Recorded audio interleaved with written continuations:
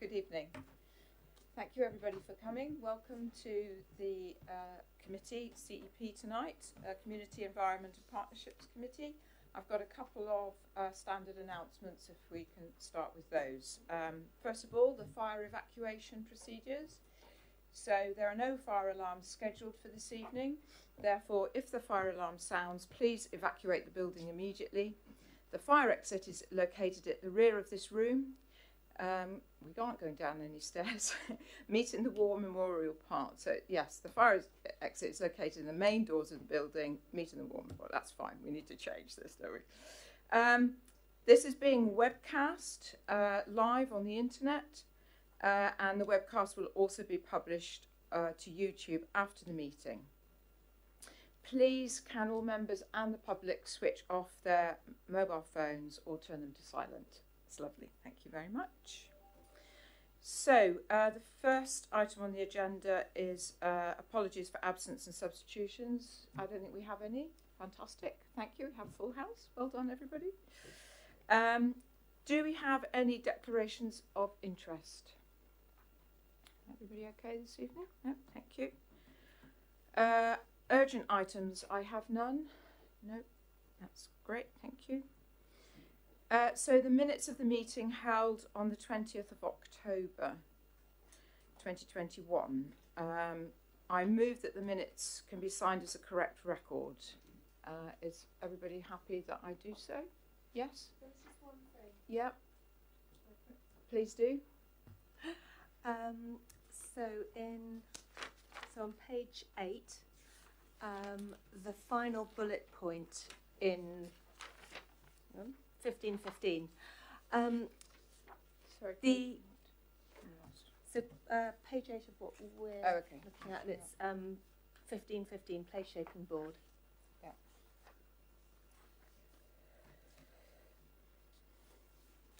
Gotcha. Oh, yeah. So the final bullet point of that one, I think it was more for the hospital to be included as a subgroup of the place shaping board. So the place shaping board for the hospital could be included as a subgroup of the place shaping board, not just as a member. So the idea wasn't to have a single person on the place shaping board, but actually have the whole group as a subgroup of the place shaping board. Okay, so the change that you would like to see is, rather than question whether the place shaping board for the hospital could be included as a member as well as a representative from the voluntary sector, what you're saying is whether it could be a subgroup. Yes. To the place shaping board. Yes. Okay, and then we'll need Ellie to then change that. So the representative from the voluntary sector would need to be that's a separate point, because that's not about another group. No, the representative was an additional person on the board. Yeah. Whereas the hospital was a group. Okay. Are we content with that change? Do we need to have a proposer and a seconder for a change, Ellie? No, we can just agree it. Anybody disagree? It's probably easier. Yeah. Okay. Thank you. We'll make that change, and then I'll sign them with that change. Okay. Thank you very much, Ellie. I must say I didn't hear that, so that's fine. Fair enough. So on to the next item, which is the referral from the council about the West Ham Leisure Park, the wider vision. Members will recall that at full council it was resolved to involve the public in the development of a wider vision and any specific new solutions for the leisure park, and to ensure that they get their right to have their say by referring this issue to the CEP committee. So I take that is that the CEP committee is being asked to ensure that the public are involved and have their say in the wider vision and any new solutions for the leisure park. Okay, so that's what we're focusing on for this section of the meeting. So, Kate, I think, would you like to just set the scene for us, and then we'll ask, and if you could talk about how you intend to engage.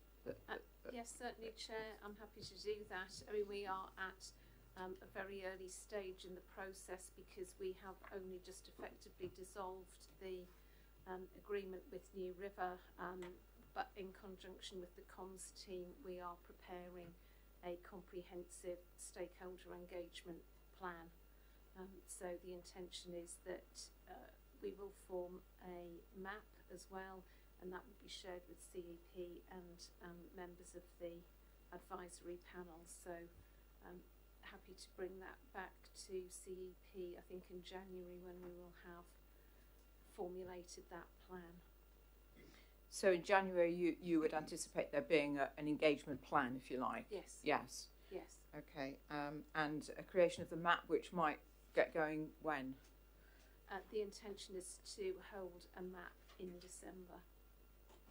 Okay, and that would be a cross-party? Yes. Yeah. January meeting. Okay, so, sorry, Councillor Testain. Thank you, Chair. Just straight away concern about a map, because does that not go against the spirit of involving the public, because we don't have those open? Councillor Testain, we have what we've got is the climate change map is continuing. Yeah. And at full council, it was agreed that maps would continue in the same format as they are now. Correct. I believe. Yeah. Sorry. So what I'm trying to say is this whole this is to involve the public in the development of a wider vision. If we then have this wider vision development done through a map which doesn't involve the public, does that not go against what we're talking about here, or am I misunderstanding something? Thank you, Councillor Testain. I think Kate wants to respond. Yes, thank you. The intention would be to do both. So certainly the public would be involved through public engagement, as we've done with the town centre strategy. So the town centre strategy has comprised of maps, boards and quite extensive public engagement, which we have done through online surveys, one-to-one meetings, pop-ups in the town centre. So the public has been very actively involved in the development of that town centre strategy, and the intention would be to do the same for the development of the plans for the leisure park. Thank you, Kate. Is that okay, Councillor Testain? I still feel a little bit nervous about that, because knowing that the sort of the general feel of the public opinion that's coming back, that there's a lot of stuff going on behind closed doors, it just feels a little bit not quite in the spirit of things. I appreciate what you're saying. I think if we could see how the engagement with the public would be, other than just sort of online surveys and things where they can be that interactive, and you obviously talk about pop-ups, maybe even if we have a map which obviously is cross-party, and I understand the how they work, and obviously they are pretty effective. However, I think having that engagement maybe to include things like this, sports trust, people representatives, in the same way we talk about like the BAS or whatever it was called, so that you get that representation from citizens who actually know what would be good, to make sure we get that sort of representation. So maybe some kind of focus group or something, I think might be a really good way forward. Thank you. Thank you. Yes, Ian.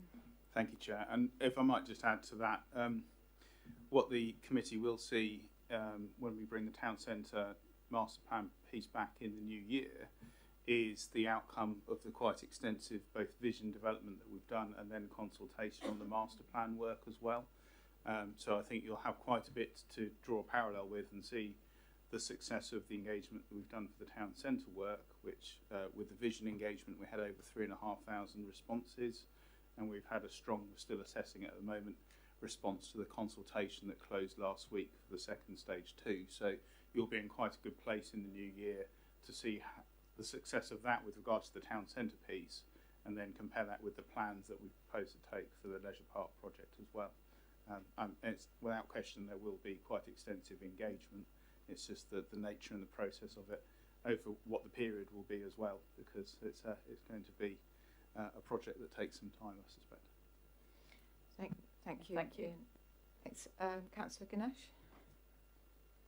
Thank you, Chair. My question was around the order of MAP's involvement prior to public consultation or once it's completed, and the other stakeholders who else will be part of the consultation in terms of community groups, like you suggested. Thank you. So, Chair, the purpose of the map is to inform the portfolio holder or portfolio holders at whatever stage they wish through the process. So they can take one early, they can take one later, as appropriate, as and when they feel they need the support or wider political engagement during the project. Thank you. Okay, Councillor Mahoney. Chair, you're the third chairman in a row to call me Mahoney. I have. I've even written it down.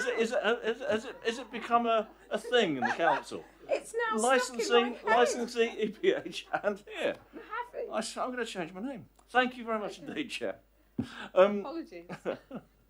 Two points I'd like, 1 point and one question. The first one I already know the answer to because I asked Ian earlier, but I would like it stated for the minutes in committee that we are now 100% completely unencumbered by the previous relationship with New River.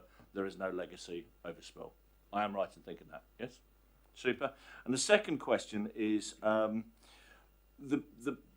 deal that we had with New River was, as I understand, primarily driven by the retail park, and the leisure centre was kind of a bit of a bonus on the side that we were benefiting from it. I think it would be useful from my perspective, because none of us were here when that deal was signed, just to know some of the history behind what the negotiations were and the level of public consultation that came about, because we don't want to go out to the public and say, did you know that retail part that we were talking about, well, we're thinking about a replacement. We need to understand, and we need sort of residents to understand that the focus has now completely changed, that we are focusing completely on redevelopment of the leisure park, and that there is no, at this stage, consideration of a new retail park. Thank you, Kate.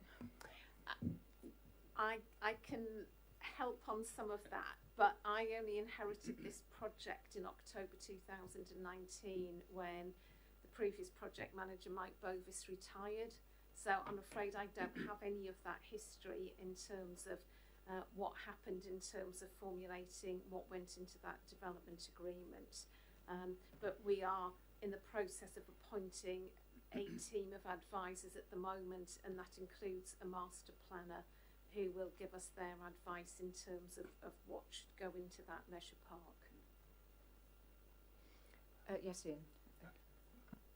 And if I might add, Chair, I only arrived in October 2019, so that history is also lost to me. But my understanding very much was that the principle of the project was to enable the refresh of the leisure facilities which we had on the leisure park, with all of the supplementary additions that the retail park would bring. But it wasn't an add-on that we were getting, a refurbished leisure park. It was a core part of the principle. We knew that the aquadrome was increasingly ageing, and its condition, as it got older, was starting to, it certainly needed refurbishment and continues to do so. But that strategy very much was to provide a new one. And I think our review now is very much focused on the provision of new leisure facilities to replace the aged ones that we've got in our control. Yeah, so if we can be careful, because the motion is about how we involve the public. Yeah, no, this is my point, and this is what I'm coming back to. If we can, and obviously I've caught you on the hop here, I'm not expecting a full answer, but if we can include some of that history, if we can dig it up and include it in the papers that we put to the public, because exactly as you've said, none of us were here, we don't know the history of it, but our residents do have a very long memory because they were around and they were part of it then. So if we can present it back to them and have it as a continuum of the discussion, rather than us sort of shooting ourselves in the foot by our residents coming up and saying, but hang on, 10 years ago we had this discussion. Thank you. Okay, so my understanding of where we are is that we've taken this as a referral from full council, which has asked us to make sure that there will be engagement with the public. Since that full council meeting, the whole world has changed really for the leisure park anyway, so it's very timely. But what we can expect in January is a detailed plan about how we will go ahead with public engagement and involvement in the new plans for the leisure park. So I think we need to wait until January. Councillor, sorry, Compton Burnett. Yeah. Just a quick question about the map. Yeah. How will the members of the map be selected? Do you want me to answer, or are you happy to answer? Yeah. Thank you, Kate. We've asked group leaders to nominate who they would like to sit on the map. Yeah, thank you, Kate. It's the same process as we use for the climate change map. Yep. Yes, the reason I was asking was because for some of the maps, councillors are allowed to ask whether they can be involved because they have a particular interest. And other of the maps, they're not given that opportunity. And I just think it's a really nice idea, because if somebody is particularly interested, it's great that they can offer and say why they want to be part of it. Yes, absolutely. And that what I think is the success of the climate change map is because of that. So that will all happen over the next couple of months. Yeah. So if we're content, then we will leave it at that. Has anyone else got anything they wanted burningly to say? And we can thank Kate and Ian for helping us understand what's happening next. Okay, thank you very much. So if we could move to the next agenda item, which is again referral from the council, which is the declaration of the ecological emergency. The motion is long. I don't intend to read it all because it adds quite considerably. We do have a speaker, Mr. Beavers, who would like to address us. If we could wait for Councillor Raphael to come, and so thank you, Kate. I suggest, Councillor Raphael, would you like to say a couple of words before we ask Mr. Beavers to speak, or would you like Mr. Beavers to speak first? I'd like to say a few words. Okay, that would be fantastic. Thanks. So another emergency, another committee meeting to discuss it. But this time we're at the start, and this is a tremendous challenge for us, and we are determined, and I'm sure the council is determined, to give it all that we can to preserve our natural environment and reverse the harms that have occurred over the decades. Of course, when you start this process, you start with a blank piece of paper. Well, we started with a motion, but effectively a blank piece of paper. And so what we have is what you might call a working document, from which we want to hear your views as to what you think should be in it, on it, or changing the order of what we're doing and the emphases upon it. It's an attempt to sketch out for you as quickly as we possibly can, because it's only a couple of weeks since the emergency was declared, to set out for you what we think needs to be done. And in short, as you've probably seen from have you got it, by the way? Yes, it was distributed yesterday. Yes, thank you. Few sort of looks as though they haven't seen it. Well, it was on the email. Yes. Could I make sure that you've all got it? Thank you so much, Ellie.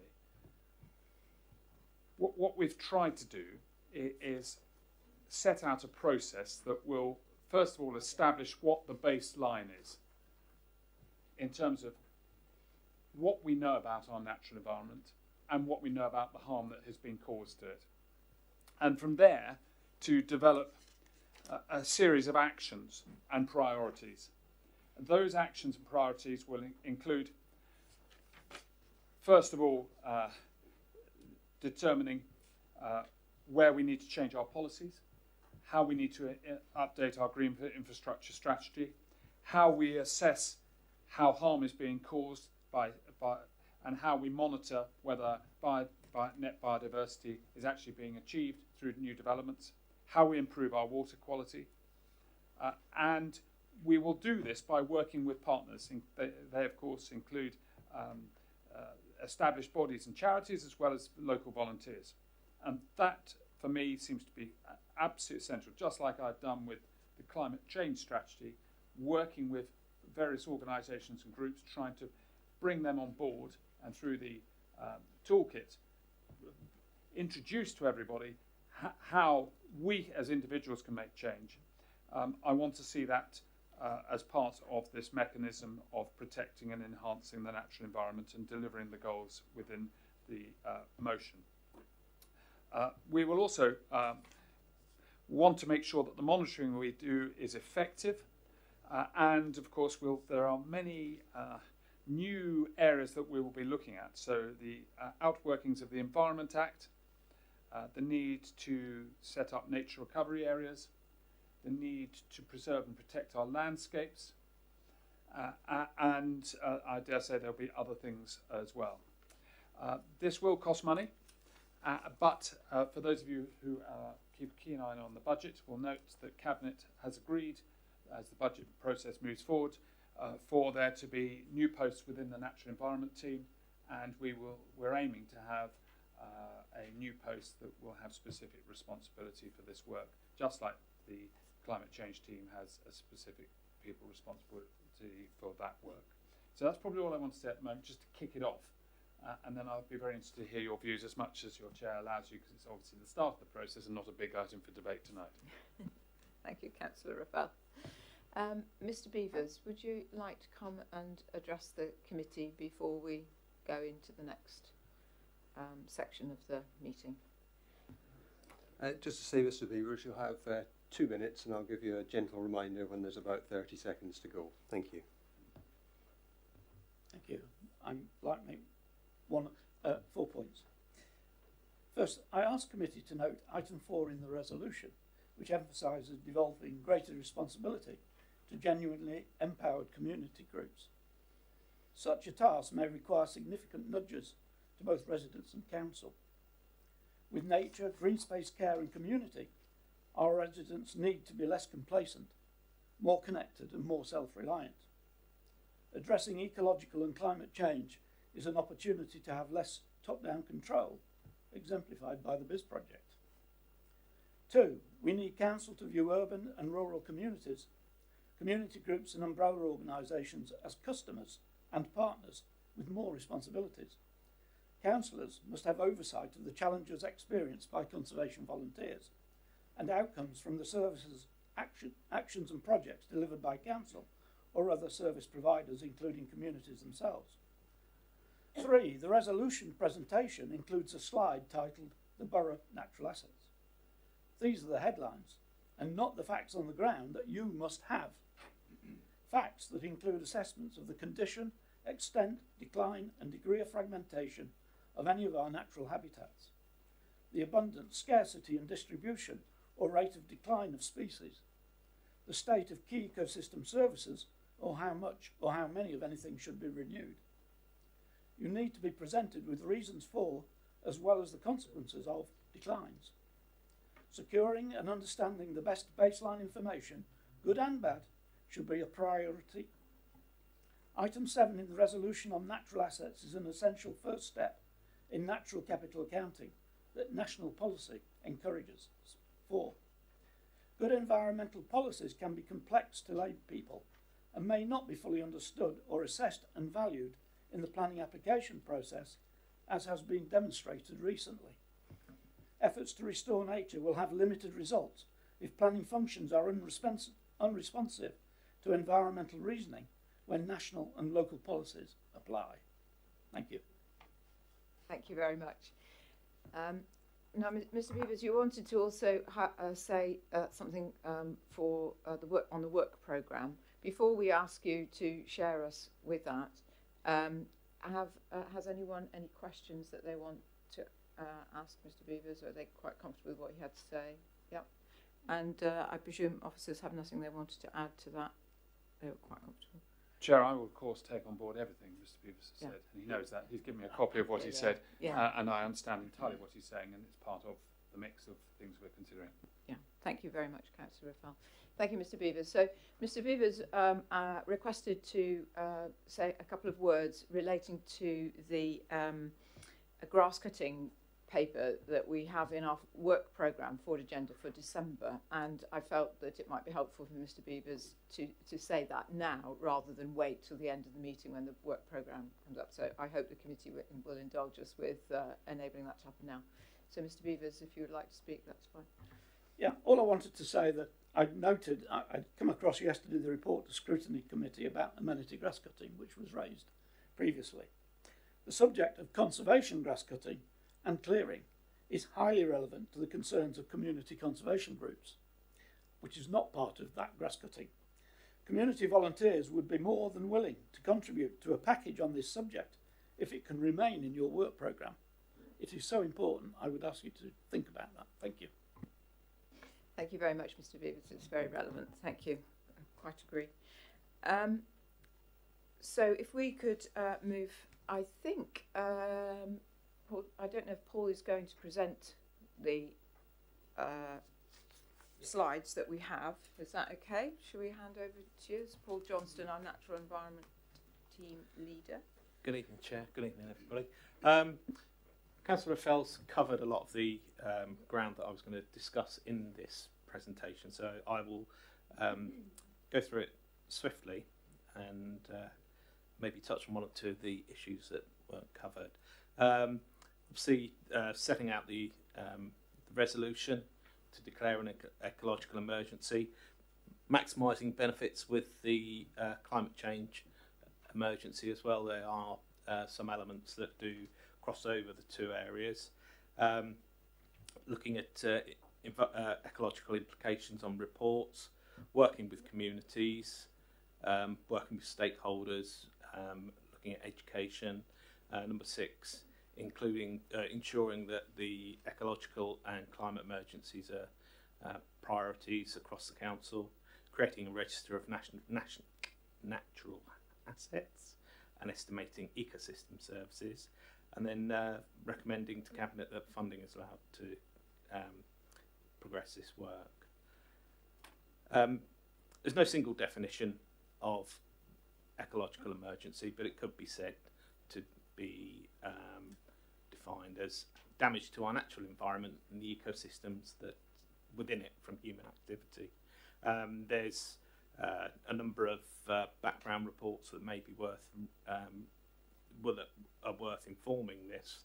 The State of Nature in 2019 and the Dasgupta review last year. Both of these have highlighted how species have been affected.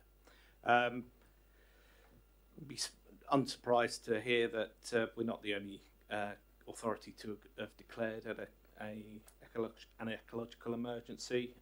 Others have done so, sometimes part of a wider climate emergency. So again, that demonstrates where kind of like crossovers are between the areas. Those of you you're probably familiar with some of the borough's natural assets. We've got the rivers Embourne, Loddon and Test. The North Wessex Downs AONB covers approximately a third of the western part of the borough. We have Pamber Forest, which is a site of special scientific interest, quite large scale. We've got 9 local nature reserves across the borough, and there are a whole number of smaller triple SIs and sites of importance for nature conservation. And then, of course, we've also got the abundance of parks and open spaces throughout the borough. Roughly in numbers, just briefly, the council manages over 80,000 trees and 100 hectares of woodland on its own land. There's support of 20 conservation volunteer groups, which gave nearly 5,000 hours of volunteer time during COVID restrictions. We've got 2 green flag parks, one out at War Memorial Park here, and then also down at Eastrock Park. Like I said, we've got 9 local nature reserves spread across the borough. In terms of priority habitats, we've got 8,644 hectares across the borough, and 32 of Hampshire's most notable species exist within the borough.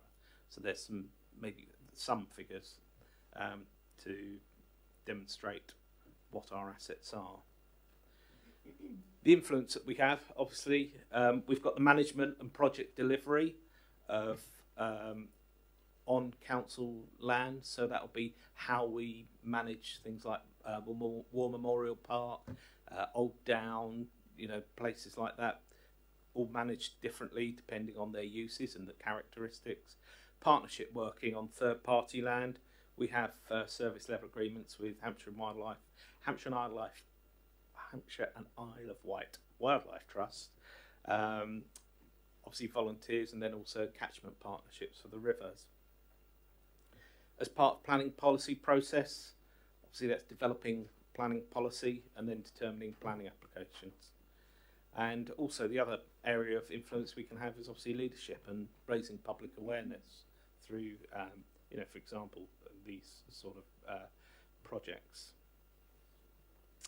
There are a number of areas of work that we already do that contribute towards some of these resolutions. It's not all the way across the board, but we work with local communities, county, regional, national partners through management plans for green spaces. Like I say, we have service level agreements, the Wildlife Trust and Hampshire Biodiversity Information Centre.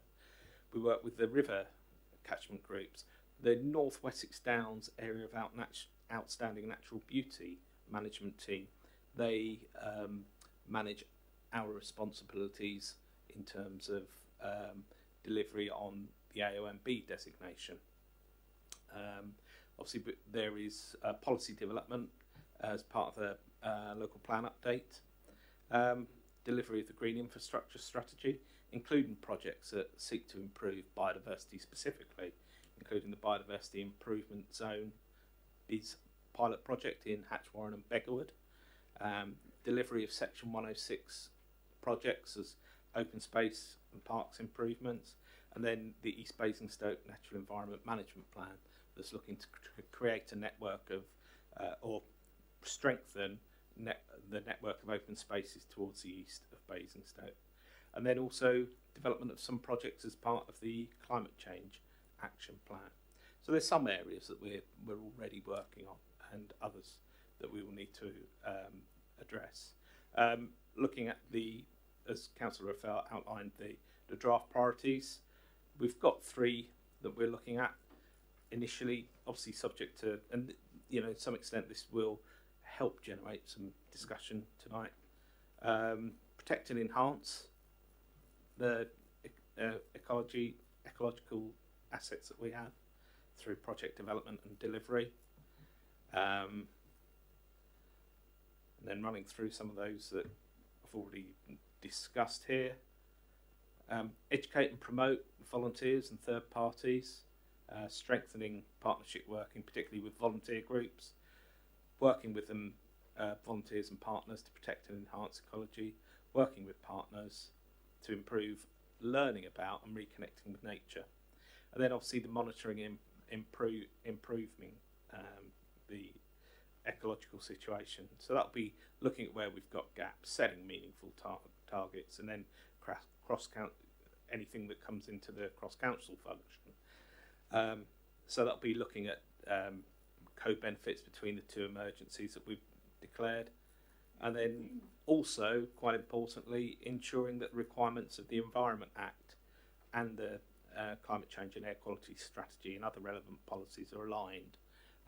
It's probably where the Environment Act was finally passed last week, and it is likely that there's going to be a lot of work as part of that will dovetail into the work that we're looking at as part of this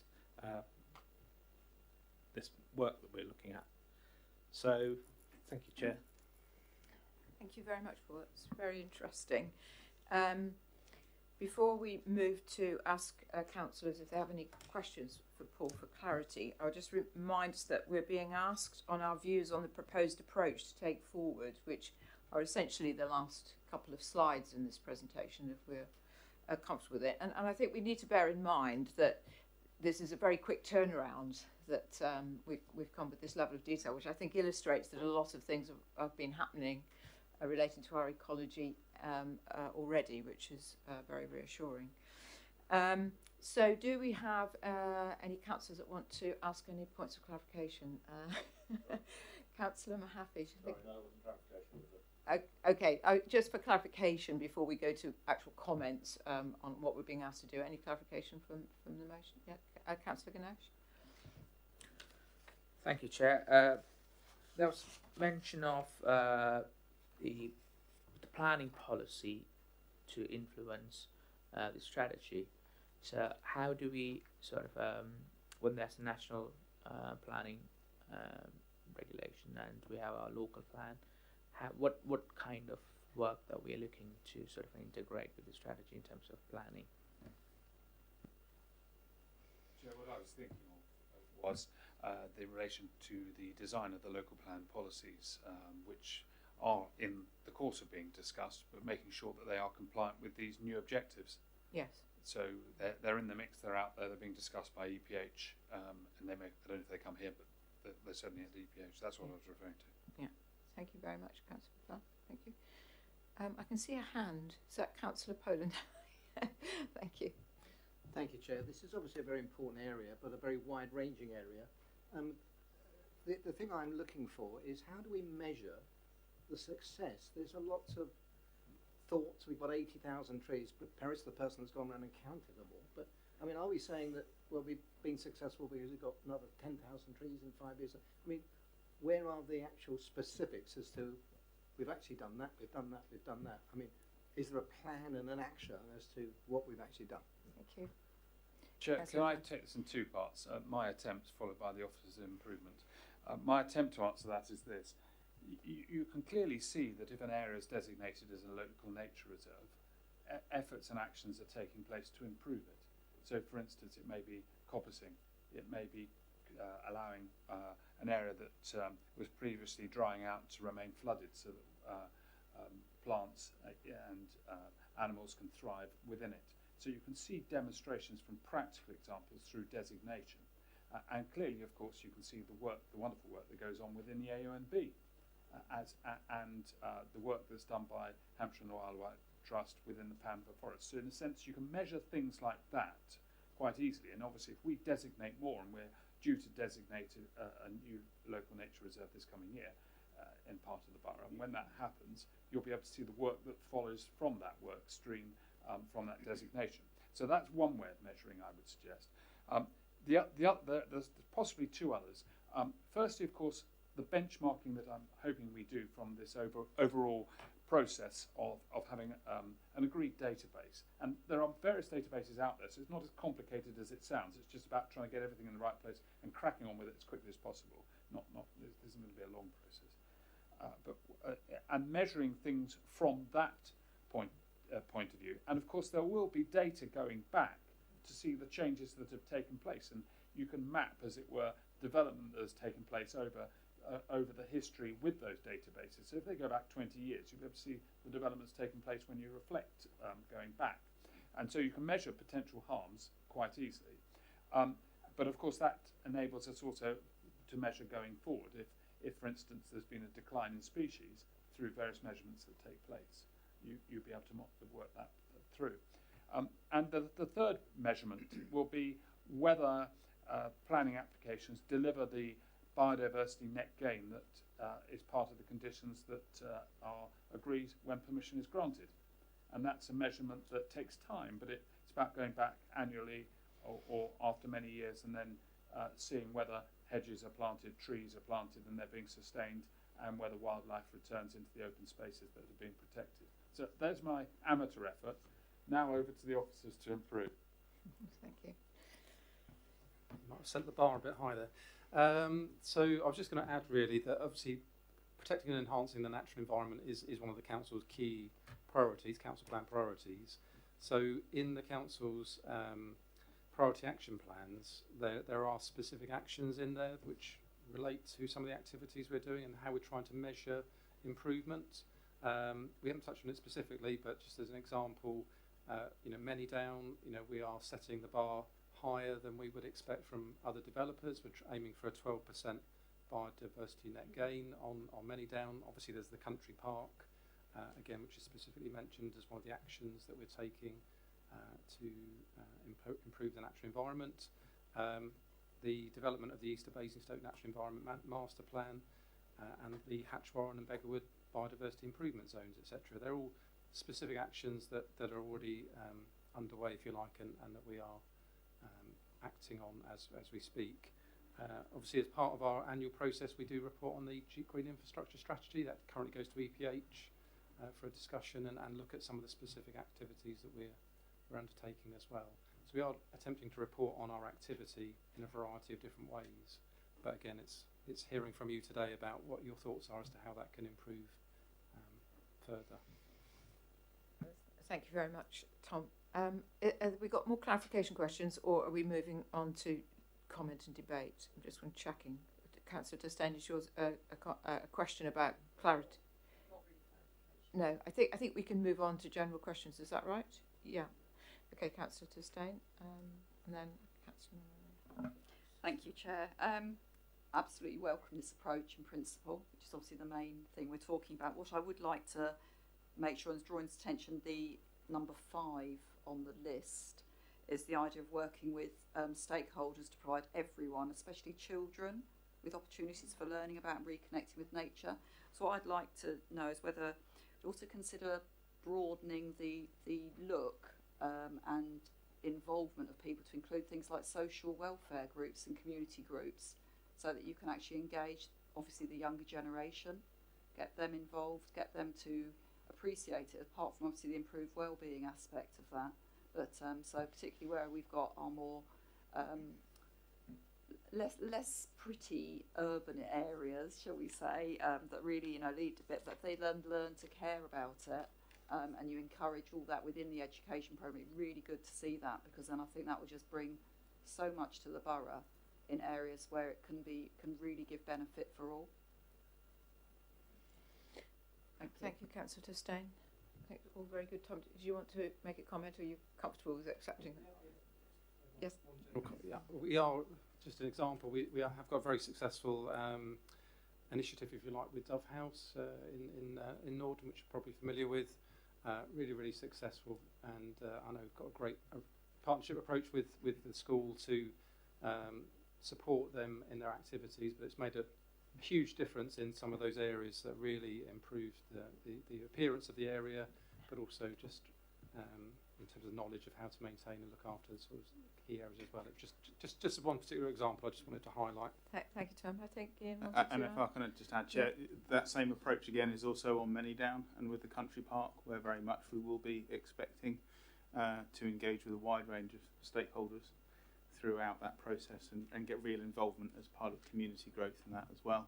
And finally, on the town centre project as well, referring to that, some of the less desirable areas, that very much is part of the vision and the feedback that came back about valuing green spaces and having more green spaces and doing things differently and having community engagement in that as well. Thank you. Councillor Malaney.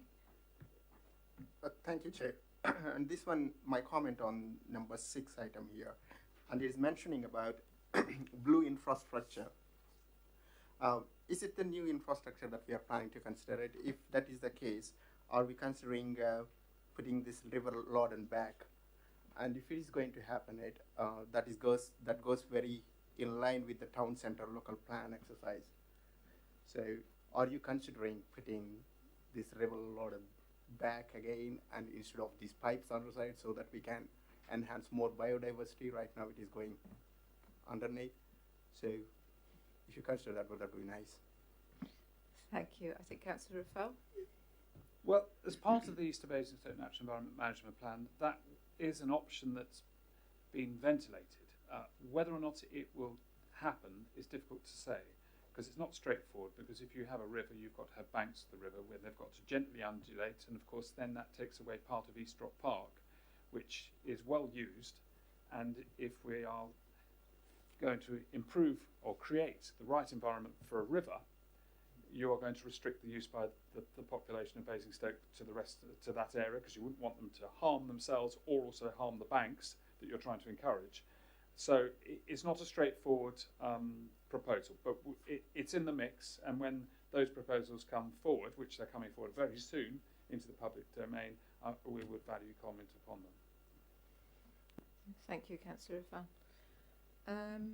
Councillor Mahaffey, got the name right? You did, Chair. Thank you. Very pleased. I'm going to be a little bit controversial, I'm afraid, and somebody who trained as a climate and environmental management person and spent half my career doing it, this kind of sticks in my throat before I say it. The trouble with long motions is you end up saying, I agree with that, but I don't agree with that. And items 2 to 8 I entirely endorse and entirely agree with. Everything that's been shown to us in this presentation, entirely support it, and we should definitely be doing it. Now, I know it's probably a little bit late in the day, but my concern is about this idea of declaring an ecological emergency. We have a climate emergency.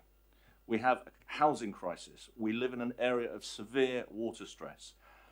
The trouble with elevating everything to crisis or emergency level is it means you've elevated nothing. And we're still on the same sort of flat billiard surface that we started off with.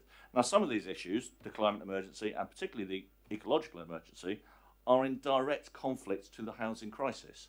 And what I'd like to see is that we are actually going to rank some of these things to say that trumps that. Because if we elevate everything to the same level, we don't actually get anywhere. And we just end up with the same argument that we had originally. And so I guess my question is, what is the benefits to us as a council of actually calling this an emergency? As has already been pointed out, everything on this is already a key priority of this council, and we know we should be delivering it. Everyone would support everything that's in this. So what's the benefit of calling this an emergency, and how do we stop this actually being a cleft stick for us, or a stick for the residents to beat us with, to say you're not delivering on what you've called it an emergency? It's not a simple question, and it won't get a simple answer, but I'll try and be brief. The wording, of course, was chosen by the proposers, and I'm personally not someone who's particularly comfortable or happy with the word emergency, hence my portfolio title by my choice is Climate Improvement, because that's our ambition, to improve. Emergencies are things that hopefully are occurring today that we solve and move on and improve the situation. But we are stuck with the wording, and in terms of the public at large, it resonates with them. It is declaring that the situation has got to a state and thus far it cannot continue. We have to take dramatic action to recognise the problems and change our sense of direction. But you're absolutely right to say in the wider world there is a mix of issues. There is the issues of climate change, and if we follow just that agenda, it may well be that we would all be at home and not using electricity at all, because anything we do has an adverse effect upon the environment. If we followed the agenda of protecting the natural environment, it's quite clear that development in all shapes and sizes, it would become very, very difficult. Conversely, if we follow the philosophy of building houses because it generates economic growth and just build, we create the harms both with the climate and ecology that we are suffering from at the moment. And I think probably the public at large would think that we've followed the latter agenda for too long without the counterbalance of the other two having their corner being fought for strongly enough. And that's where we are. So this is about giving voice to this particular motion, to the ecological arguments that are out there. And I'm trying, and I hope you will support me in this, in the local plan, to recognise that the policies that we have to be flexible, but also have to indicate where thus far and no further we go in some cases. Because there comes a point where if you say at the end of the day all development will always take place, then really and truly we might as well give up on what we're trying to achieve tonight. There has to come a point where there's a breaking point. A river will no longer be a river because it will be a cesspit, and species will not thrive within it. A field will no longer be a field, grass will not propagate, crops cannot be grown, birds will no longer sing. There has to be a point where there's a balance between all of these things.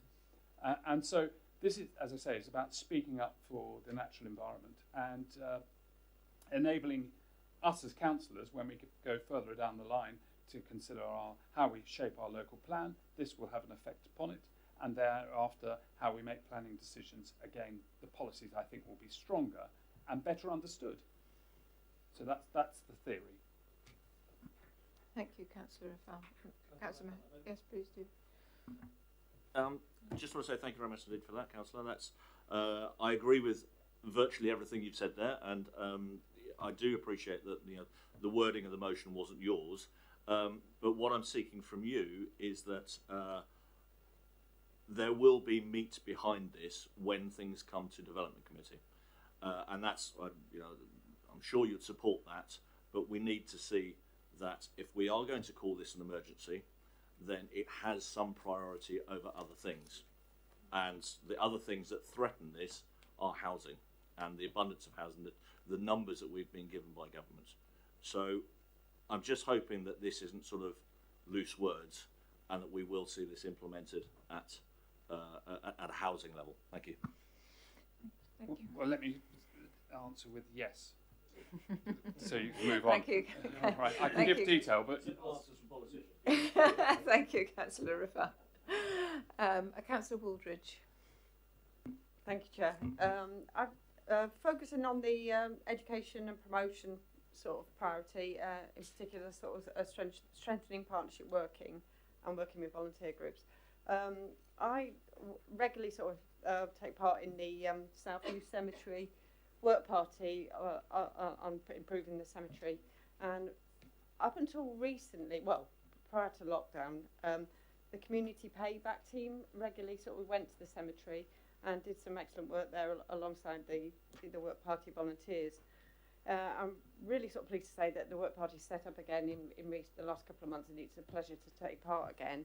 But when I was last there, I was asking about the community payback team, and they were saying that unfortunately they're no longer going, and I think it's due to a sort of post holder not being in place and not being able to coordinate it. But I'd be keen to I thought I'd just take the opportunity to find out what's going on with that. I was delighted to hear that there's going to be a post holder created who's going to have specific responsibility for this, and I presume that will be one of the remits of that post holder. But I just want to sort of give a plug for the community payback team, because I think that's an excellent way of getting volunteers sort of and getting some vital work done across the borough. So I'd just like your thoughts on that, really, please. Thank you. So it's my understanding that some of that activity was probably suspended during the COVID period, but it is resuming, as it were. So yes, the post holder we have in the organisation that sort of supports a lot of the community activity is currently vacant, and we are recruiting to that post at the moment. So yes, it's absolutely our intention to reconnect, if you like, with community payback, because they support activity on a whole number of different sites in the borough, and is a really positive thing for us to have. So absolutely, we are going to rebuild that and make sure that that's in place moving forwards. Thank you, Councillor Woodridge. You comfortable with that? Yes. Thank you, Councillor Ganesh. Thank you, Chair.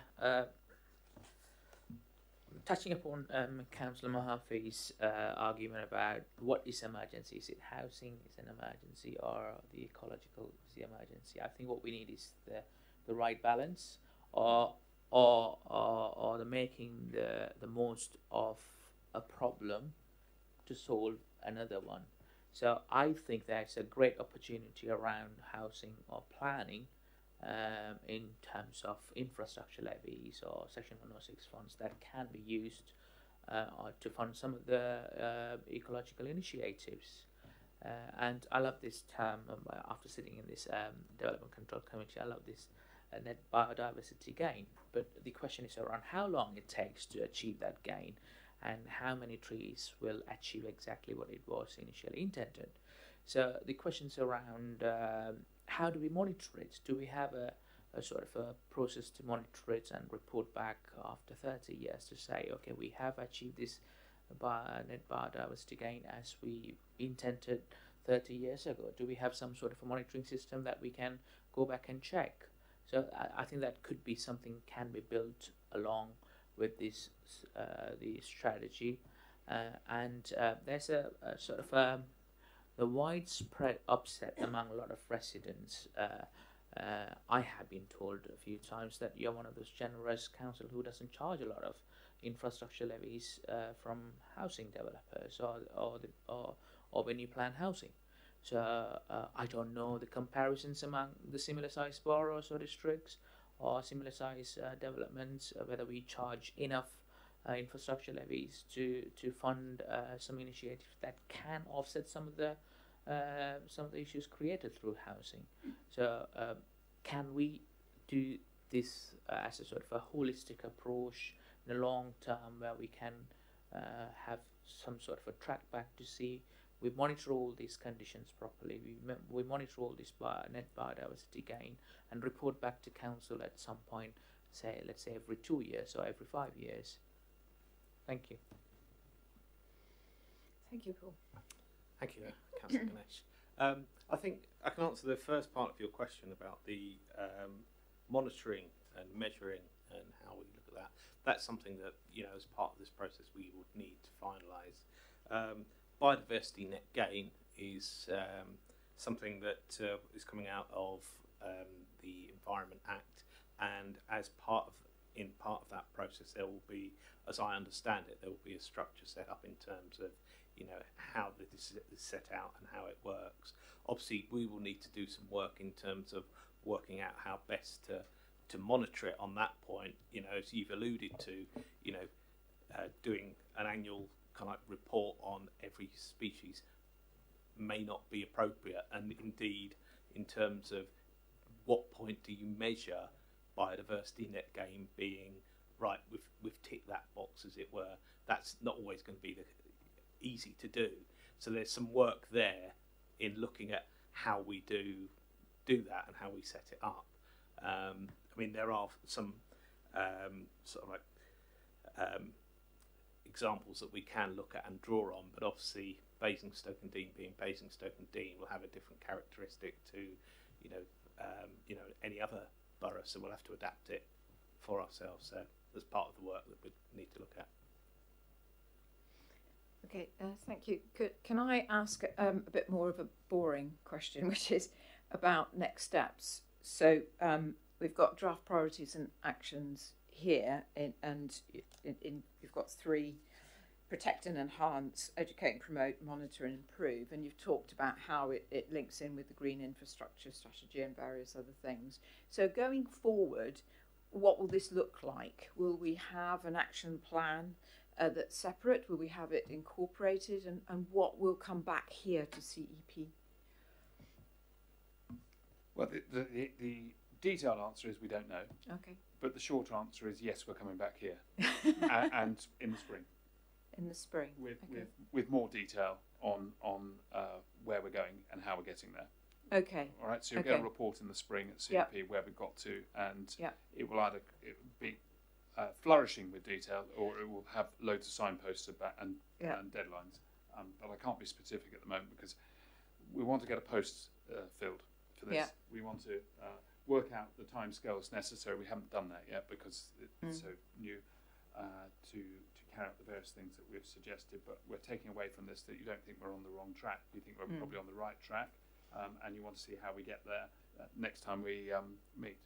Yes, I mean, I think absolutely the committee is very appreciative of the speed at which this has come to us, and in a way the level of detail that we've already got. Councillor Follett-Mayton. Thank you, Chair.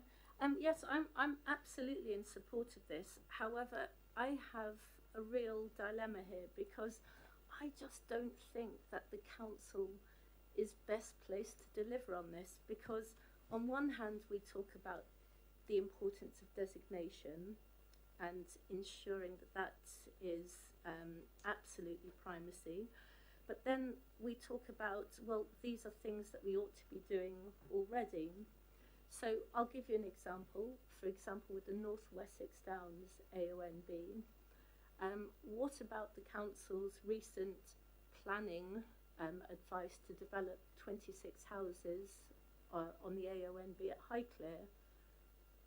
That seems to me to be entirely at odds, and my worry is, for all the talk about declaring an ecological emergency, trying to do all these really good things, it will end up just being talk, and the designation that we talk about will just end up being hot air, and it will go nowhere. Thank you, Councillor. If you could turn on. Thank you, Councillor Rafa. Well, I'm involved, so I don't see why it should just be talk. We've got going on the climate change strategy with 4 key actions, which I set out in May, and we're progressing them with the toolkit, the policies in the local plan, dealing with the council's property portfolio to make us carbon neutral by 2025, and we're on target to achieve that, we think, and trying to establish electric vehicle charging points on for on-street parking. These are getting on and doing stuff, and that's what I do. So I'm keen that we get on and do this, and I've committed to come back to this committee in the spring with more detail, and the Environment Act we have behind us, which is great. So that will mandate us to do certain things. So we have a responsibility. We are the local authority, and we're a landowner, and we have influence. So other members thought, well, in fact, it was unanimous at full council, thought that we ought to be playing our part and rising to the challenge. And I'm very happy to play my part and rise to the challenge. And I'm not for any. I just don't see this as being anything other than a great opportunity for us to speak up for the natural environment. Thank you, Councillor Rafal.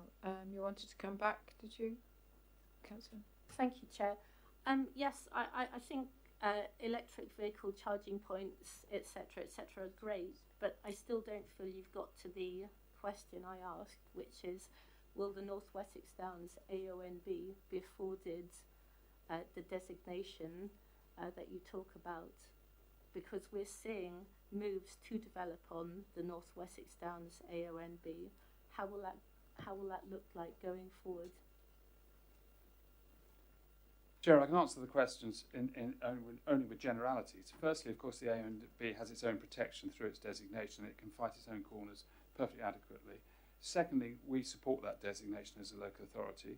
Thirdly, every planning application has to be determined on its merits. Fourthly, planning applications in due course will be determined through the lens of what we say is important as the outcome of this work to the natural environment. So this will have influence in due course upon planning applications, I dare say, through the changes in policy. And the Green Infrastructure Strategy informs as part of the local plan. In fact, it's referred to in it, and that therefore has weight what is within it. So all I can say, Chair, is that in due course, the work that we were doing will affect planning applications, but I can't say at the current moment that this work is affecting because we haven't done it yet.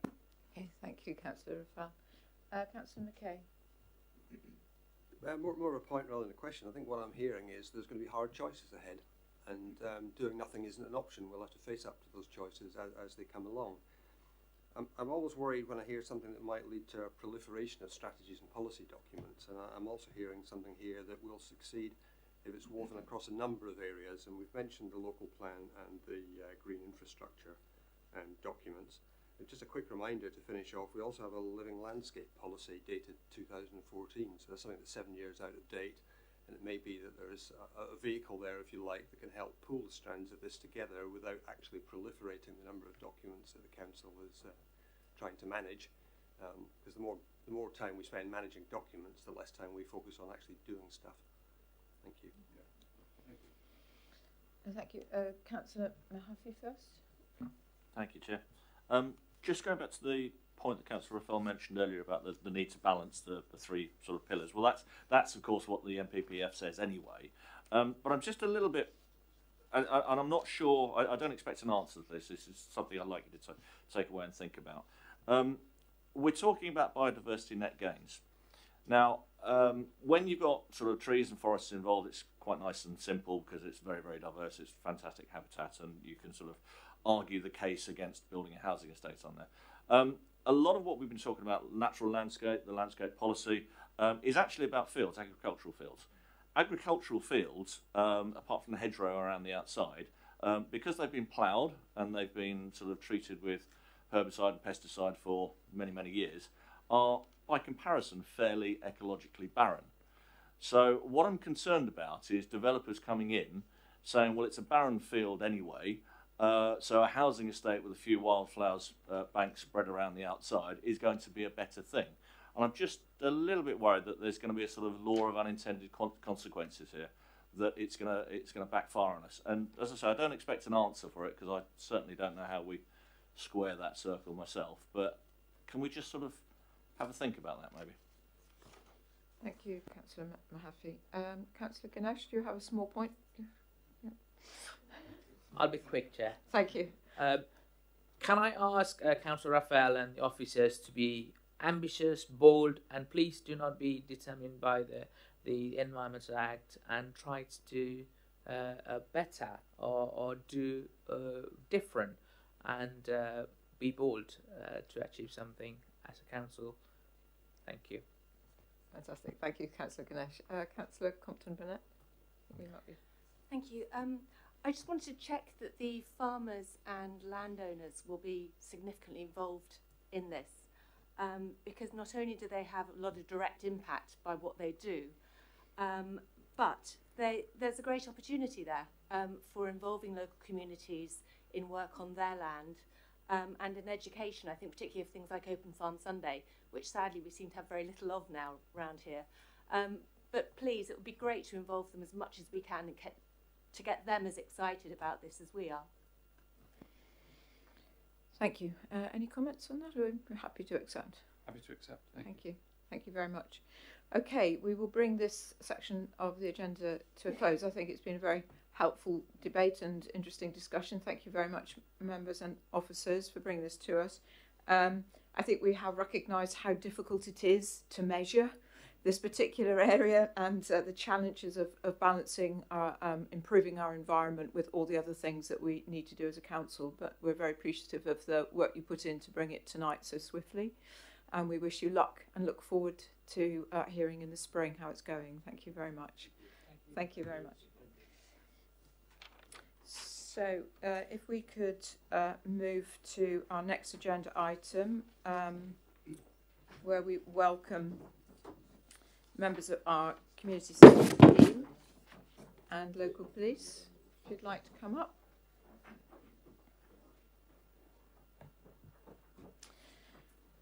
So the purpose of this item is mostly about informing us. So the community safety team is going to give us an update from a year on from returning to being an in-house team, and the community safety partnership, the priorities that they have, and how joint working is paying off, hopefully, and an overview of current community safety projects. So in this is mostly about informing, but I think I'd welcome questions about that relate to our local communities and how community safety is improved and enhanced by the work of our safety team. So welcome all of you, and particularly to Sergeant Davis for joining us this evening. Who would like to start off? Anybody? Yeah. Thank you, Daniel. Thank you, Councillor, and good evening to everyone here today as well. Thanks for that introduction. So I think the main purpose of this evening's presentation is just to give a bit of an overview and oversight of where we are a year on from some of the changes which have happened within the community safety team within the last year, and just bring you up to speed with some of them changes, how we've gone about that, and then a bit of an overview of this sort of partnership activity which exists as well, and some of the things we're doing to tackle issues which impact and affect local residents. So split the presentation up into sort of 3 different sections, which we'll run through today. Some of them will take a little bit longer than others, but hopefully give a bit of an oversight of what's happening. The first one being around the 1 year on and what's happened and the processes which have taken place, just so you're aware of that and can put you in the picture. The second part is around our community safety partnership and the priorities of that and the joint working which takes place. And Sergeant Ian Davies kindly joined us today as well on behalf of the police to input into that section as well around some of that partnership activity. And then as well, I suppose, leading on from that, in the third section, some of a bit of an overview of some of the projects and things which we do on a day-to-day and on a wider basis as well, which informs kind of the work of the team and helping to promote the council priorities and the CSP priorities, and how some of that work we go about some of that work really. So I'll move on to the first section, and I think we said, just based on the sort of length of the presentation, it might be easier to pause at the end of each section, and if there is any questions, then to answer them at the time, and then an opportunity at the end to take them further as well. So, yeah, this just to give a bit of an update on the on some of the recent changes within the team. So, for those, some of you may already be aware. For a number of years, well, prior to 2020, we had a shared community safety team, which was called the Safe North Hampshire Community Safety Team, and that operated across Basingstoke, Hart and Rushmore areas. So it was one team which led on dealing with all our community safety related activity. Now, just to confuse matters, we also have a separate partnership called the Safe North Hampshire Community Safety Partnership, and the partnership is very different to the team, but the team underpins the work of what the partnership does and helps to administer that. So that was reviewed, and it was an opportunity for review in 2019-2020. Decision was made that we would bring that service back in-house in 2020. So the previous management arrangements for the shared team was previously done by Rushmore Council, and they held the staffing for the team as well. The recommendations which came out of the review was that we could each council could provide a better value service to our residents by continuing with a shared community safety partnership, but having individually managed in-house community safety teams. The one part which still works across the three areas is the analyst role. So we have a community safety analyst which operates across all three areas, and we've now taken on the management responsibility for that role. So the agreement was, and each of the three chief execs of the relevant councils came to the decision that actually it was best to have in-house services, and that took place on the 1st of November last year. So I think that's really then provides just a bit of that context about how, just over a year on now, how it's good just to review some of that work. But I just wanted to sort of set the scene and set the picture for that as well. I think some of the benefits around that is that we actually have a more cost-effective team. We have a more centralised and local services, which is able to meet community safety demands, and very much focused, and with the team locally, that is purely focused on Basingstoke residents and the Basingstoke area, businesses and communities. And as well, the sort of further development of partnership-related projects which affect the local area, but also we still have the backing and support from the wider CSP as well. And we still do have, and I think it's really important to recognise, we still have really good working relationships with our colleagues at Hart and Rushmore councils as well, and that's vitally important to the work which we do in community safety and the community safety partnership which exists as well. So just to provide an overview now, sort of leading on from that and where we are now and some of the team structure which exists. So you can see there that we're part of the what's formed of the Community Wellbeing Team. The Community Wellbeing Team has recently moved over to our Resident Services Directorate from Borough Development, but the structure of the team from Community Wellbeing remains the same. So my role there, Community Support Manager, and I oversee our functions in relation to the Community Safety Team and also our Community Safety Patrol Officers as well. I've also got some responsibilities around CCTV and safeguarding as well for the organisation.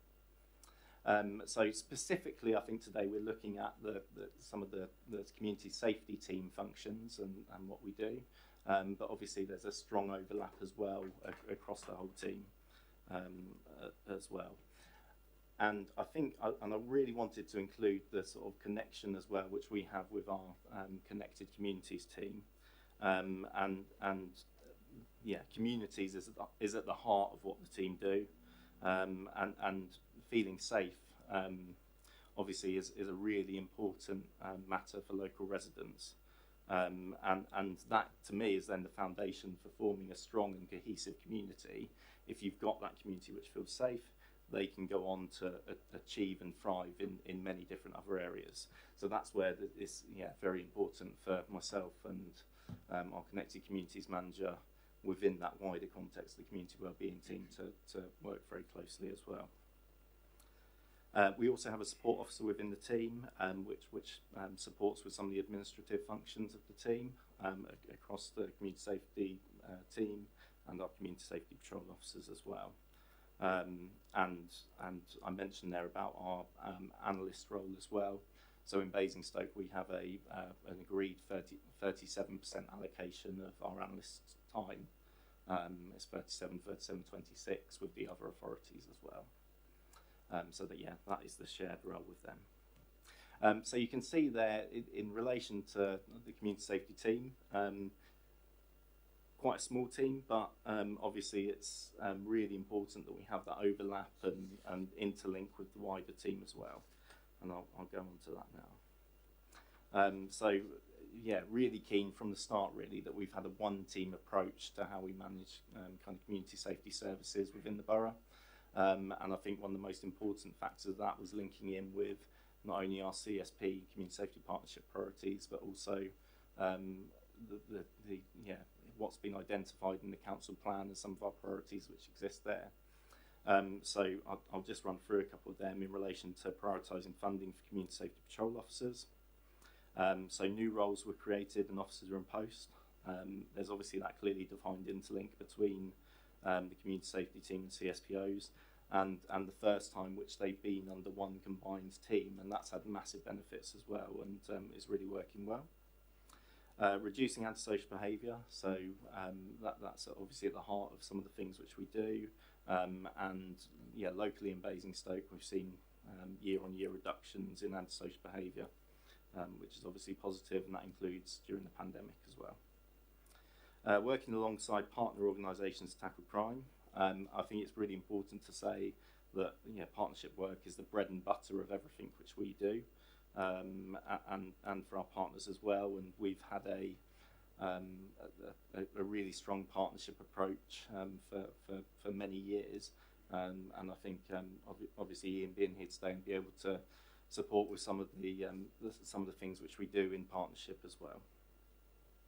And as well supporting some of our more vulnerable residents, again at the heart of what we do, and recognising the impact of antisocial behaviour, and actually this can have a really significant impact on people's lives, and can lead them to be vulnerable as well. And I think it's important that we recognise that and target our services towards that as well. So in terms of our one team approach, I put on there about aligning management structure. It's led to a shared vision, increased resilience, and our one team approach to meeting residents and the council's priorities. I've just put some data there as well in relation to we record incidents of where we've dealt with antisocial behaviour incidents as well, and ask people for their feedback once they've reported things to us, and we've been able to deal with them situations. So during 2021 year, up to April, 94.1% of residents which have been affected by antisocial behaviour had said it had reduced following intervention. 89.4% said they felt safer following intervention from the community safety team as well. And much of that is about then the partnership work, which I'll go on to explain as well. And I suppose just to kind of lead on from that and some of the alignment and examples of the team working together as well. So whilst the community safety team has is smaller in numbers, it's important to use the resources of the community safety patrol officers as well, very much involved in that community-led stuff and working together. They're the kind of outbound face of the team, which are more visible to the public, but working together.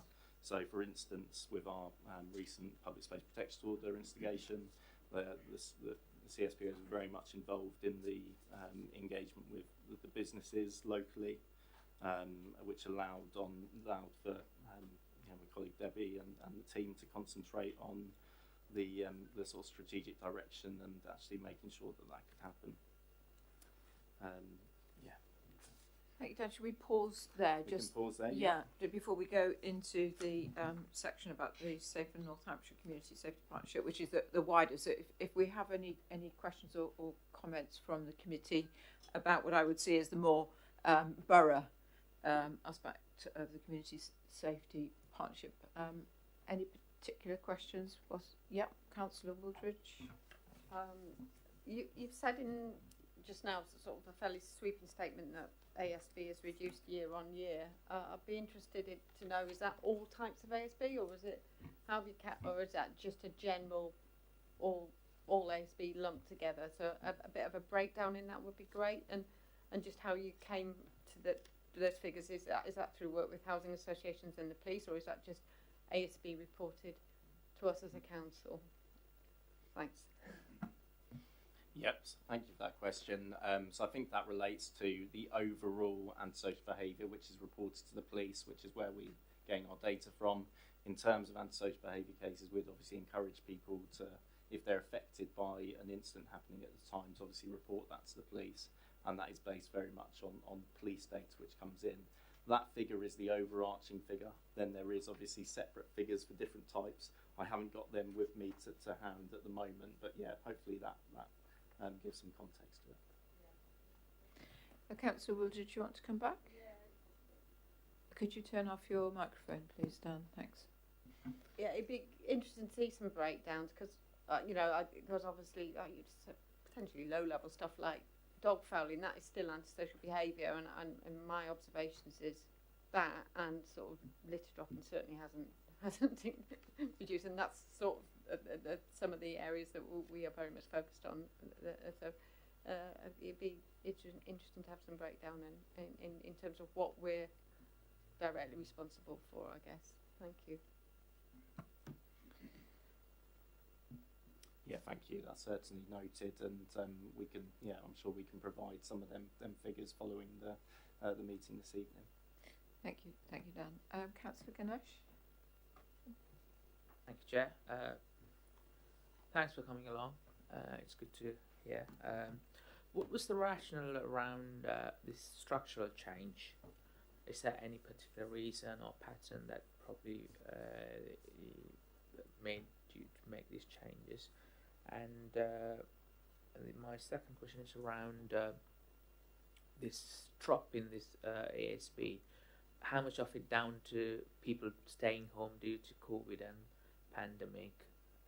So it'll be interesting to see the data at some point, probably next summer, to see how it has changed, or if that hasn't changed, or the trend continued. Thank you. Thank you, Councillor. Dan?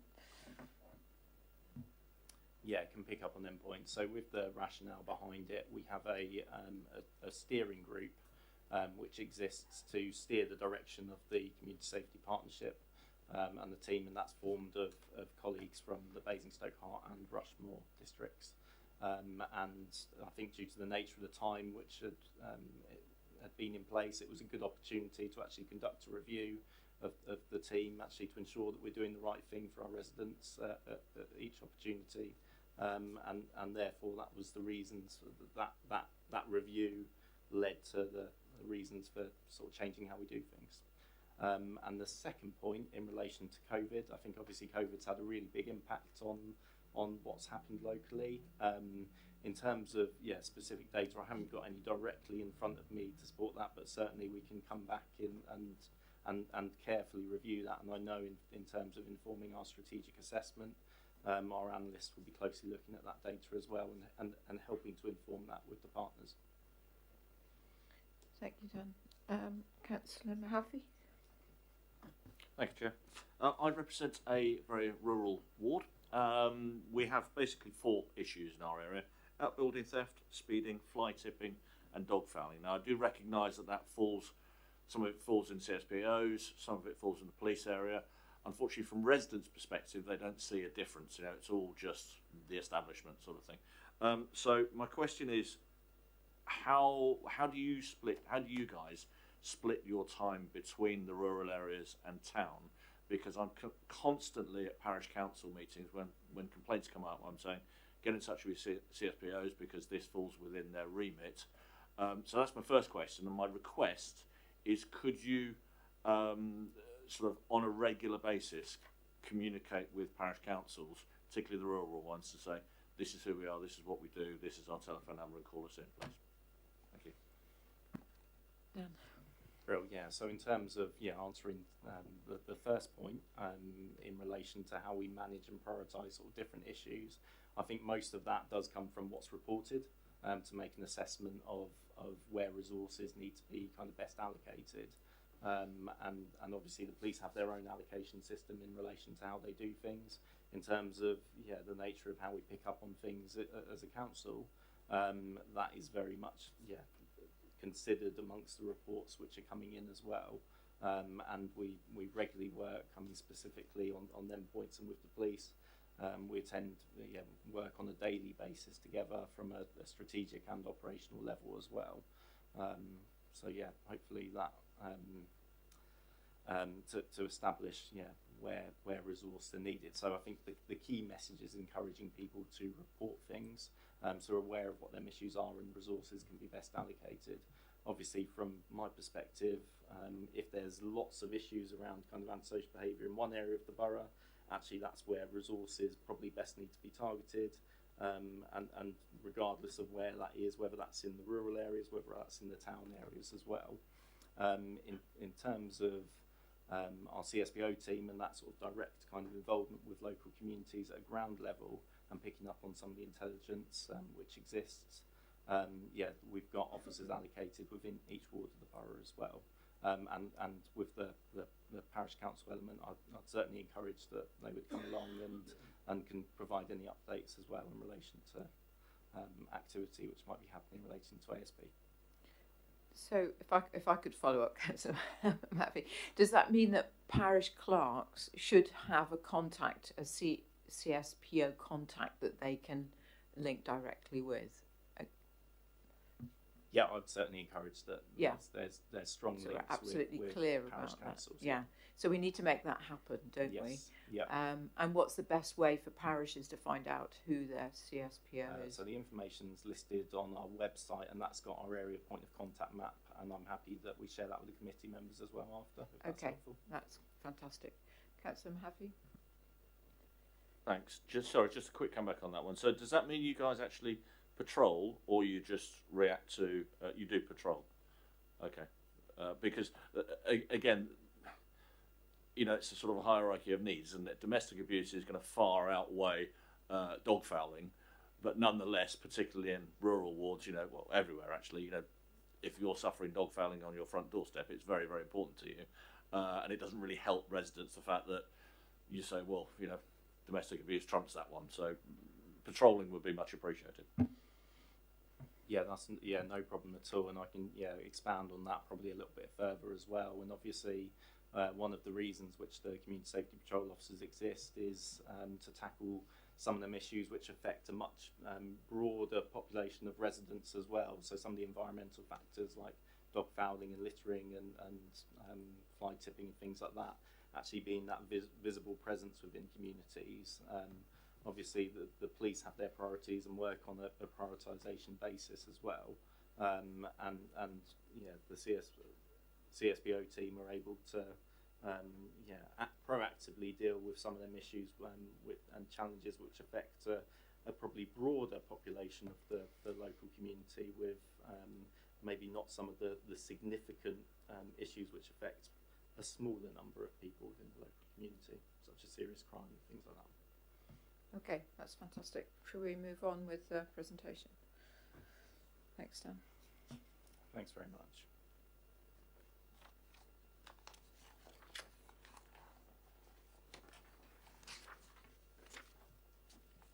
So just to give a bit of a background now on what our community safety partnership looks like as well. So in 1998, the Crime and Disorder Act came into place, acknowledging that the causes of crime and disorder are complex issues, and they're very varied issues as well, and that achieving a reduction in crime and disorder should not be a matter solely for the police, which I think is where it was looked at beforehand. As a result of that established community safety partnerships. And there is various statutory members which exist within community safety partnerships, and yeah, it's important therefore for the police, local authorities, the voluntary sector, local residents and businesses to have that impact on reducing crime and disorder, and we've got a statutory duty as well to work in partnership. So in the North Hampshire area, so the Basingstoke, Hart and Rushmore districts, we have one strategic community safety partnership which covers them areas. The aim of that partnership is to create safer communities, reduce crime and reduce the fear of crime within the area as well. So the portfolio holder for communities and community safety, Councillor Simon Bound, represents Basingstoke and Deane on the CSP, and is also the chair of the CSP as well. So each, at the moment, we work on a 3-year strategic assessment which informs our priorities, and that's reviewed annually. So that's to allow for community safety partnerships to respond more effectively to the community plan activity, allocate resources and deliver activities that focus on priorities and achieve results as well. So that strategic assessment informs our annual partnership plan, and that looks at how partners will work together throughout the year on the identified priorities as well.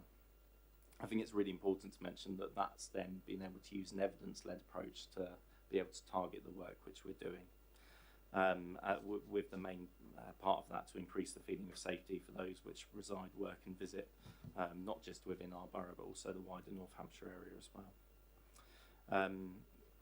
So that can include agreeing strategic direction on some of the key projects and campaigns. So for instance, youth violence, county lines, community court, some of these issues which are cropping up in the day-to-day lives of residents as well. So we do share similarities with our colleagues and some differences as well at Hart and Rushmore. So yeah, having that focus on what we do in Basingstoke with our team, but having that wider context of local partnership is really helpful. As I mentioned, we have a shared analyst role, so they provide the detailed reports, identifying themes and recommending areas and actions which can be taken. So data is provided by all partners and combined into the strategic report, but that's also used to help inform some other projects which we're involved with locally. Also, the community safety partnerships are responsible for funding and overseeing domestic homicide reviews as well. So there's often not that much knowledge in terms of some of the functions which community safety partnerships do, but actually that's quite significant. That's essentially a serious case review following domestic homicide incident. So CSPs are responsible for commissioning them and providing the outcome of that to the Home Office.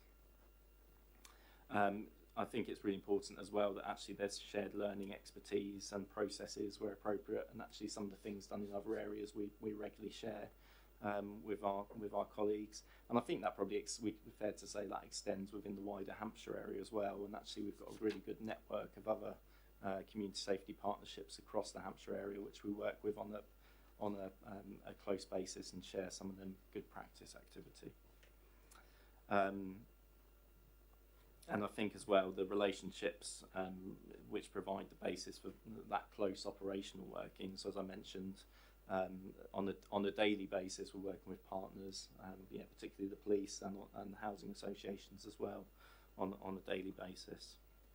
And some of the kind of representation that some of the Hampshire-wide forums such as Safeguarding Prevent, the Violence Reduction Unit, which we're involved in as well. So I think that hopefully that page just gives that bit of an oversight of some of them points. in terms of just I wanted to provide, and I thought it's probably quite important so you can understand some of the governance structure around that, although I appreciate it's not the most exciting part of the presentation. So that's formed of the partnership steering group, so that's formed of representatives across the 3 districts, which helps set that strategic direction. The community safety teams are jointly based at Hart and Rushmore, responsible for the shared responsibility of each of the 3 districts. That's shared in terms of how we administer the CSP. And to back that up as well, we have a tri-party agreement in place, which just provides that legal framework to support the districts working together. I don't think we heavily rely on that. What we do, I think actually we work very closely together on a regular basis to ensure that and have that shared values to ensure that can happen, that it's there to back us up if it needs it. And as I mentioned before, there's good links with the across the county as well, with other colleagues and community safety partnerships. We do have a joint overview and scrutiny process which exists. So usually that's around June of each year, and takes place on an annual basis, and that's an opportunity for members of the Crime and Disorder Overview and Scrutiny Committee to have some oversight on the partnership, scrutinise activity, and make recommendation around the functioning of the community safety partnership. So we ensure suitable representation on the committee, and that over recent years that's also been chaired by a Basingstoke and Dean councillor. So that just gives a bit of a flavour of the governance around CSPs. So now move on to our bit of more meat on the bones around some of the things which we do, and this is our community safety partnership plan. So this has been updated recently. So it was put in place in 2020 and goes up till 2023, and that has a yearly review as well to oversee and make sure it's still on track with what we want it to do, and make sure it's meeting residents' priorities as well. So this gives a bit of a example of some of the bits and pieces which we are then focusing on and looking at and considering of where we focus our work. And I think it's really important to say that's not just us, and this is a shared partnership plan between all the statutory partners of the CSP, and very much what's reviewed at our overview and scrutiny committee as well. So we can consider that actually in relation to them priorities, partners are working together and hopefully tackling some of them issues together as well. So you can see there it's split into 3 main things for themes. A lot of them issues are quite chunky issues. So antisocial behaviour, including youth-related incidents and neighbour nuisance. Again, obviously it's quite a chunky issue, but I think really important to recognise that antisocial behaviour and the impact which that has on local communities and individuals, and I think the wide-reaching elements as well in relation to which I previously explained, some of them issues which affect the day-to-day lives of people within the community. Serious violence, including knife, blade offences and robbery.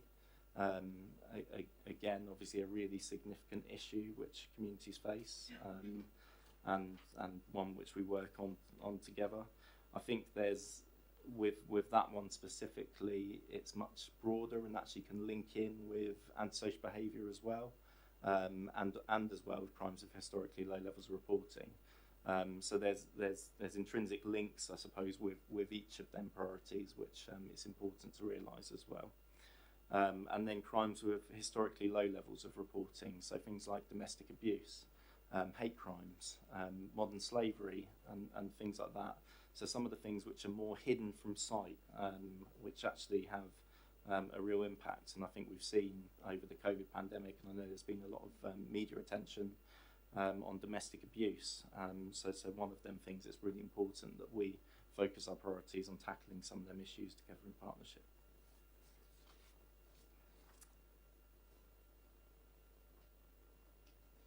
Well, I think that was the end of that particular section, so that was focused on the CSP, so I don't know if anyone had any questions at the moment.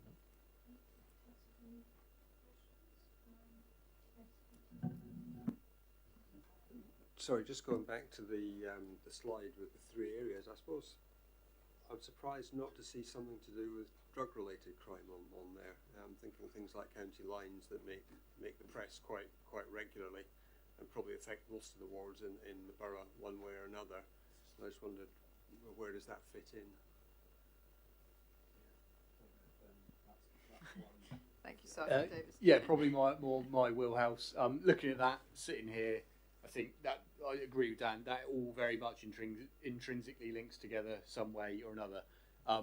So specifically, what I do, I work on the high harm team in Basingstoke. It's part of the neighbourhood team. I have quite a specific area of policing that I work in, and that is, as the name would suggest, around high harm areas, levels of offending, and areas of offending, predominantly around child exploitation, around domestic abuse, and around youth violence and most serious violence offences. In Basingstoke, we also have a drug-related harm team that specifically tackle county lines, both sides of that, about the importation of county lines into our district and about the vulnerability that creates within our district as well, with the people that reside here that are Class A drug users or find themselves at the hands of these county lines. I think it's a really tricky area for a community safety partnership because unfortunately it's a dangerous area.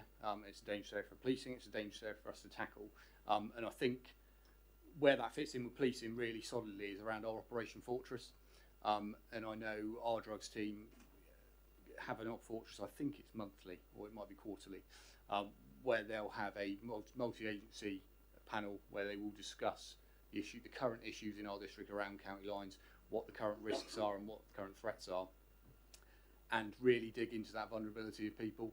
So if you've got people that are homeless, or if you've got people that are having people in their address, that cocoon that address, is what we can do to support them, and how we get them support, if it's around substance misuse, if it's around financial issues, if it's around alcohol. And again, like I said, that all comes round because a lot of the domestic abuse will come from that early vulnerability, and whether that's people that are substance misuse, have substance misuse issues, and then they fall into that and go down that area. You'll have children that become involved in county lines, and a lot of them will have adverse child experiences, so they'll come from backgrounds where there's been domestic abuse or there's been substance abuse. So it all fits together, and I suppose it's the two sides of the coin with how we deal with that. And you've got the enforcement and what we're very good at and what we relentlessly tackle to try and reduce that risk coming into our county, and then you've got that long-term management engagement of trying to make it a hostile area for them to come. You know, and if we can safeguard people, that means that these people that come target them can't go to those addresses, then it makes life a lot more difficult for them. So that's very much where community safety, I think, fit into that world, rather than the out patrolling and that sort of stuff. Although we do have those discussions, and I know the sergeant of the drug team was talking the other day about what could be done around with domestic abuse. We have a thing called Cocoon Watch, where say if you have people that you think are at risk of domestic abuse, we can go to parties either side, neighbours, opposite, and say we're just a bit worried. If you hear anything, call us. And we're thinking about looking at doing the same sort of thing around that county lines element, to say if you have vulnerable neighbours in your street, your area, you're worried about, if you see things you're not sure about, then contact us. And again, that could be where the community safety partnership sits in. There's a lot of things to do with it. It's just a difficult area to target because of the risk level around it, if that makes sense. Thank you, Sergeant Davis. Councillor Ganesh? Thank you, Sergeant. Thanks for the presentation. In light of the terrorist attack, and the terror level has been increased to severe, or risk level being increased, what sort of work that you do in terms of the prevent? I don't know how much the prevent the program is in place, or the multi-agency the work is done in the borough level. I don't know the details of it, but you don't have to be in detail about it. So is there any sort of a work going in the background to prevent, rather than something happen and then react to it? So if I take that first, so yeah, I'm actually our district's policing SPOC, so single point of contact for prevent, is very much about that identifying, engaging, supporting and preventing. And it's a really complex area, and when you see it, it's difficult to go into because obviously the nature of what it is. But when we identify people that go into prevent, the level of multi-agency work that goes into it, certainly when I look at other areas of what we deal with, is really high and really impressive actually. And when I've been involved in that area, and when I've had people that we are concerned with, or other people have raised concerns with, it is a really intensive multi-agency platform to address any concerns. And that's not just, and it really isn't about enforcement and prosecution, and that it is about, because a lot of the time people that come into that arena and prevent is because there are underlying issues going on about all the other things we spoke about, whether it's mental health or the vulnerability of them being exploited by others. And I don't know, I'll have to refer to Dan with the community safety's involvement with that, but it is a large multi-agency forum.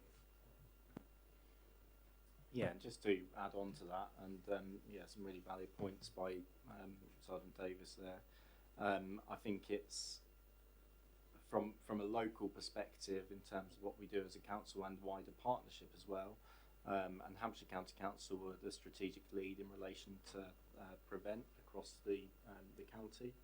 But we do have regular involvement in that, and we sit on the Prevent Partnership Board and consider ways which we can address things in partnership to help tackle some of them issues together. And I think that helps to inform things like working with our colleagues at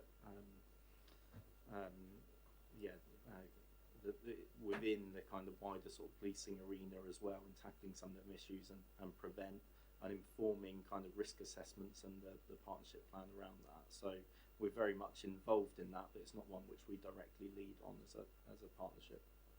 But there's also we have links in as well, and I suppose on the local level is very much involved in the multi-agency approach in relation to Channel.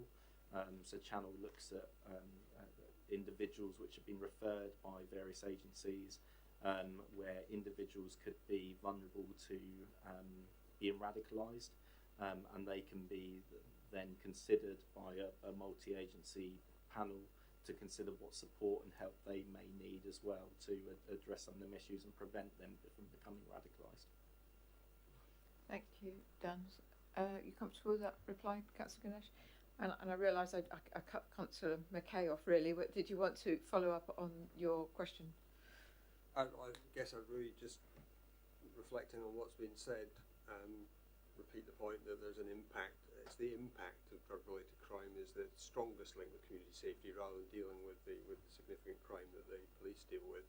And I just feel it perhaps should be reflected more clearly in that way, in effect, what is a mission statement and a strategy. That's my thoughts. Thank you. Thank you, Councillor McKay. Councillor Mamelaneni?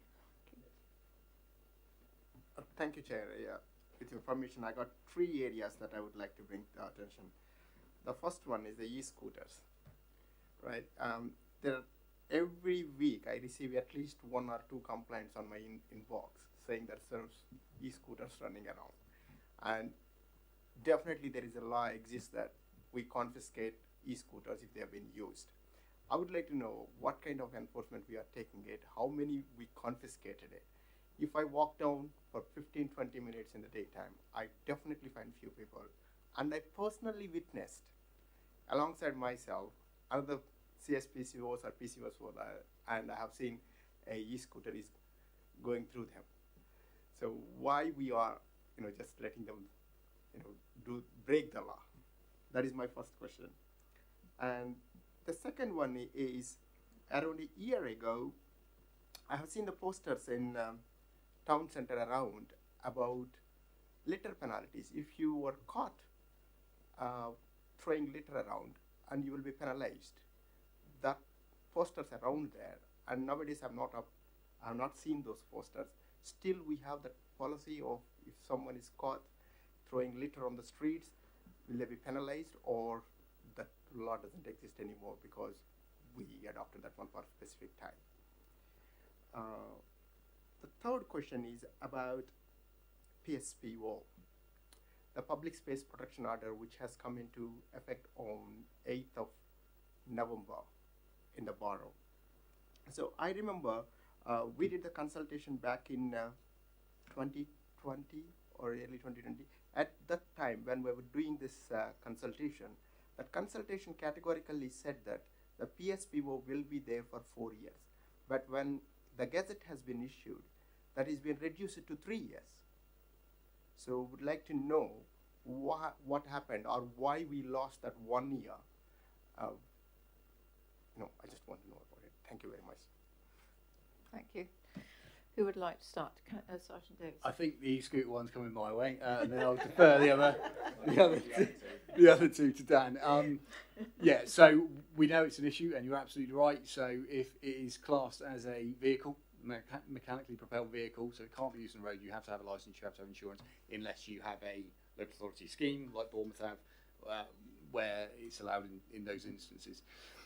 So for us, we recognise that it is an issue and that we need to tackle it when it's causing those issues. I mean, in terms of our reporting, it's really, really low. So I had a look before I came to this meeting. And in the last 10 days, we've had one report relating to e-scooters. And this month, for the whole of our district, we've had 5 reports relating to electronic scooters. That said, we have a process in place around it and dealing with it when those issues occur. And what we do is we start with a warning. So we engage, educate, enforce, very much like the COVID, but with e-scooters. So we'll always try and engage first. A lot of them are young people, and actually by having a conversation, they might just then take that on board, understand, and have to think about their behaviour a bit more. There's then the warning. We say if people are found on them and they're riding them in an inappropriate way or an illegal way, in fact, they'll get an official warning letter saying they need to stop doing this because we will take enforcement action. The next step is then we can seize that vehicle and we will take it, and they will get a fine and they will get points on their licence if they indeed have a licence, or points on a shadow licence if they don't. So that's kind of what we're doing to tackle it, and we are aware that it exists. The other element to that, coming into my world and what I deal with, is there are unfortunately some young people that utilise them to commit crime. We're talking about things like street robberies, things like assaults, and targeting other people to steal their e-scooters, which also comes into it. We will target them for that. That's the easiest and simplest way for me to say that. Certainly my team, I know in the last 2 months we've issued 4 warning letters already to young people, and if we see them, we will seize them. That said, a car's a bit easier because a car you can ask to pull over and it stops and then you can deal with it. We have the realities of having to be able to physically get hold of someone if they're on an e-scooter, and as fast as some cops are, they can't run 30 miles an hour to chase them down. And joking aside, we have to look at the safety elements of it as well. You know, if you've got a 15, 16-year-old, 14-year-old child on an e-scooter, is it proportionate for a police officer to try and drag them off it where they could get harmed, the police officer get harmed? So we have to be sensible around our enforcement of it. But it's very much an issue that we are aware of. We will deal with when it needs to be dealt with. But at the moment, like I said, our reporting around it is very, very low. So I would suggest that people, if it is an issue in their areas, that they report it to either the police or to these guys, so that we can build a better picture of it. And now I'll refer the other two to Dan, I think. Thank you. Brilliant, thanks Ian. Yeah, just in relation to your point in relation to litter and the approach as a council which we take around that, I think the simplest way of putting it is there is zero tolerance in relation to littering. Obviously it's a criminal offence, and making people aware of that is vitally important.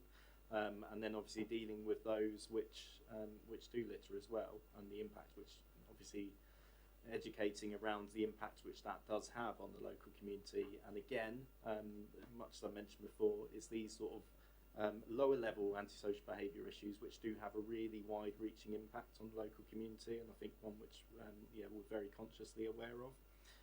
So the community safety patrol officers do have powers in relation to issuing fines in relation to littering offences as well. So they can use that as an option for dealing with littering. And for those which are under 18, we can use warning notices and things like that to address some of the concerns there. I think it's really important to say a robust approach which is taken in relation to that. Obviously littering is an area which is experienced all over the country, and looking at obviously different approaches and campaigns and how we can work to address some of them issues. and we've run numerous campaigns within the team over the last few years as well to address some of the impacts of littering, and that can be specifically related to the education elements within the local community, and then also targeted work in relation to some of them littering hotspots, and considering enforcement action and things like that. The third point in relation to the public space protection order, so we started the consultation for our most recent alcohol-related PSPO in May this year, off the top of my head. Then obviously we have a very detailed plan of how we go through that process, and we have statutory things which we have to consider as well in relation to putting a public space protection order in place. And I think it's really important that we need to be very robust in making sure that that is a proportionate approach to putting a punitive measure within a community setting as well. And it's being absolutely sure that that's the right approach to take.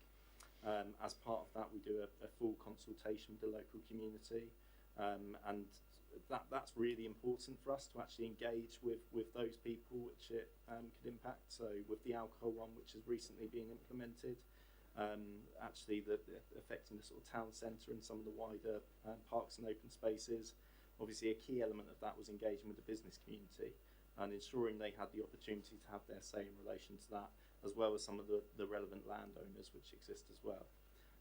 Obviously as well some of the statutory partners which we would talk to, so the police for instance, and make sure it's got the full backing. Obviously we have that consultation period, then there's the various report stages which get written, and because of the nature of the alcohol one being over 3 ward areas, that had to go through sort of further democratic process in relation to call-in and consultation. So hopefully that explains why some of them take a little bit longer. I think it's the first one, so we've got 2 PSPOs in place. One is a borough-wide dog fouling one, which has been led on by our environmental health team. This is the first one which we put in under community safety. So it's been establishing the process as well, making sure that that's absolutely fit for purpose and the right approach. Sorry, Dan, could you explain what you meant by the 2 different ones? So what does the borough-wide one do, and the difference between the 2? So there was one which came into effect in 2020, and that's in relation to dog-related offences. So there's various different requirements in that. One of them is obviously in relation to dog fouling, making sure people pick up after their dog, and around having a suitable receptacle to actually pick up the mess as well. So people can actually be challenged on that. That's across the borough-wide area, and I think that's in relation to dog fouling, and actually the work and the evidence base which was collated around that was very much affected the wider borough area. Obviously in relation to our alcohol public space protection order, that's much more focused, and I think the town centre specifically in relation to some of the nighttime economy and some of the other issues which impact on town centres as well. So that was very much focused on that area. Our community safety analyst did a full assessment on the area to make sure actually that was needed, and we had the evidence base to support that. Thank you. Councillor Mullaney, would you like to come back on any of those answers? Yeah, the question was, Could you use your microphone? Sorry. Thank you. Sorry, the specific was, it was published for 4 years and we've only implementing for 3 years, officer. So why? Yeah, so with PSPOs, they will only be for a maximum of 3 years. So that's the maximum time which we can have them initially in place. We can review and consult and then extend, but 3 years is the time which we will go for. So, and I think it's really important for us to keep them under sort of constant review as well, and make sure that that is a proportionate approach and what the community wants. Okay, you comfortable with that? Thank you. Can I just ask a practical question? If you see somebody on an e-scooter causing a nuisance or whatever, how, because if it's a car, you've got a registration plate or something. How do you identify people on e-scooters? Yeah, that is the problem, unfortunately. Like many other crimes, they become a suspect. But the more people report it, the more data we can get that there are areas that are particular issues, and then we can do some planning around that. Because, yeah, you're quite right at the moment. Unless we have CCTV footage or someone knows them or they're stopped there and then by a police officer or community safety officer, then yes. It's the identifying of them. Yeah, it's difficult. Thank you. Sorry, probably a bit of a git question, but Councillor Mahaffey. Thank you, Chair. I'm going to change my question because the issue of a borough-sponsored e-scooter thing intrigues me, because the tragedy of e-scooters is they're actually a very good environmentally friendly form of transport. It's just driving them into people is the problem. So what does you mentioned Bournemouth, what does a good e-scooter programme look like? And if we as a council would say we like this and it's a good thing, would you as police be rolling your eyes and saying what are they doing, or would it be something you could support? It's probably a question for my district commander. Yeah, but in terms of what I know about the Bournemouth scheme, it's regulated, so the scooters are parked up at a certain spot. You have to provide credentials to have them. You have to give ID. Then the insurance comes with the scooter effectively, so you have to prove you have a driving licence. And I don't know what the rules are and regulations around them, but there will be rules about where they can be used, where they can't. But even that, I know they've had some issues, because in the summer where it was so busy, they were being used on the promenade, and then because it was so busy, that was causing. So there's always going to be issues behind them. But in terms of more than that, yeah, that would be a question for probably my district commander to answer. Yeah, yes, Councillor Mahaffey. Sorry, I'll go back to my first question. Years ago, I feel very sort of self-conscious when we're talking about terrorism and county lines, and I'm bringing it down to shed crime, but that's a big thing around our area. Years ago, we had schemes where the police were handing out shed alarms, and I cycle in London, and there's been a lot of engagement programs where they'll invisible mark your bike and give you a decent padlock, which is great and very much well received, and it's also I think excellent sort of community engagement. So my question is, how are those sponsored? Are they council sponsored? Is it something we need to kick off? Is it something that you guys would welcome, or would that just cause you more grief than it's necessary? Thanks, John. Probably come in on that one. I mean, a lot of them things are sort of grant funded and yeah, dependent on the needs. There has been a recent example of something very similar along them type of lines is a Home Office funded project which is under the Safer Streets 2 banner. I don't know if you've heard of the Safer Streets programme. So we have a project at the moment within the Basingstoke Town Centre and Eastrop ward areas, which is in relation, where funding has been committed for the Safer Streets programme, and that was tackling specifically acquisitive crime types.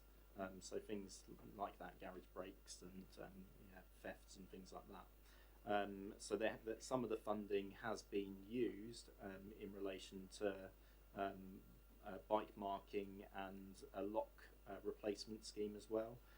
So there was a recent event within the town where there was a lock exchange, so people could come with maybe older locks and exchange them for a nice new shiny D-lock to hopefully do some of that promotion of that. Within the particularly the Eastrop and kind of Riverdene areas as well, specific work about target hardening on garages, which is being offered to residents as well. So really it depends on the kind of nature of areas. I mean, that is specific to them, that ward area, but there's obviously other funding opportunities which sometimes become available, which can be used for things like projects like that as well. But is it something you'd welcome us promoting?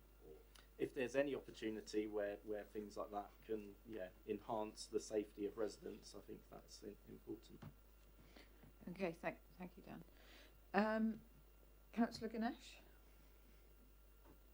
Thank you, Chair. I've got one question and a comment, if that's all right. The one group that's not mentioned today was the Safer Neighbourhood teams, which I believe in my area they do a great job. The Community Safe Neighbourhood team, who engage with the local PCS or CSP or police officers and do a great job. I think that probably might need a bit of maybe promoting or publicised around, and they can add great value to the work that you've been doing. And around East Quarters, we've had a huge issue around Popley Park and Sherborne Fields.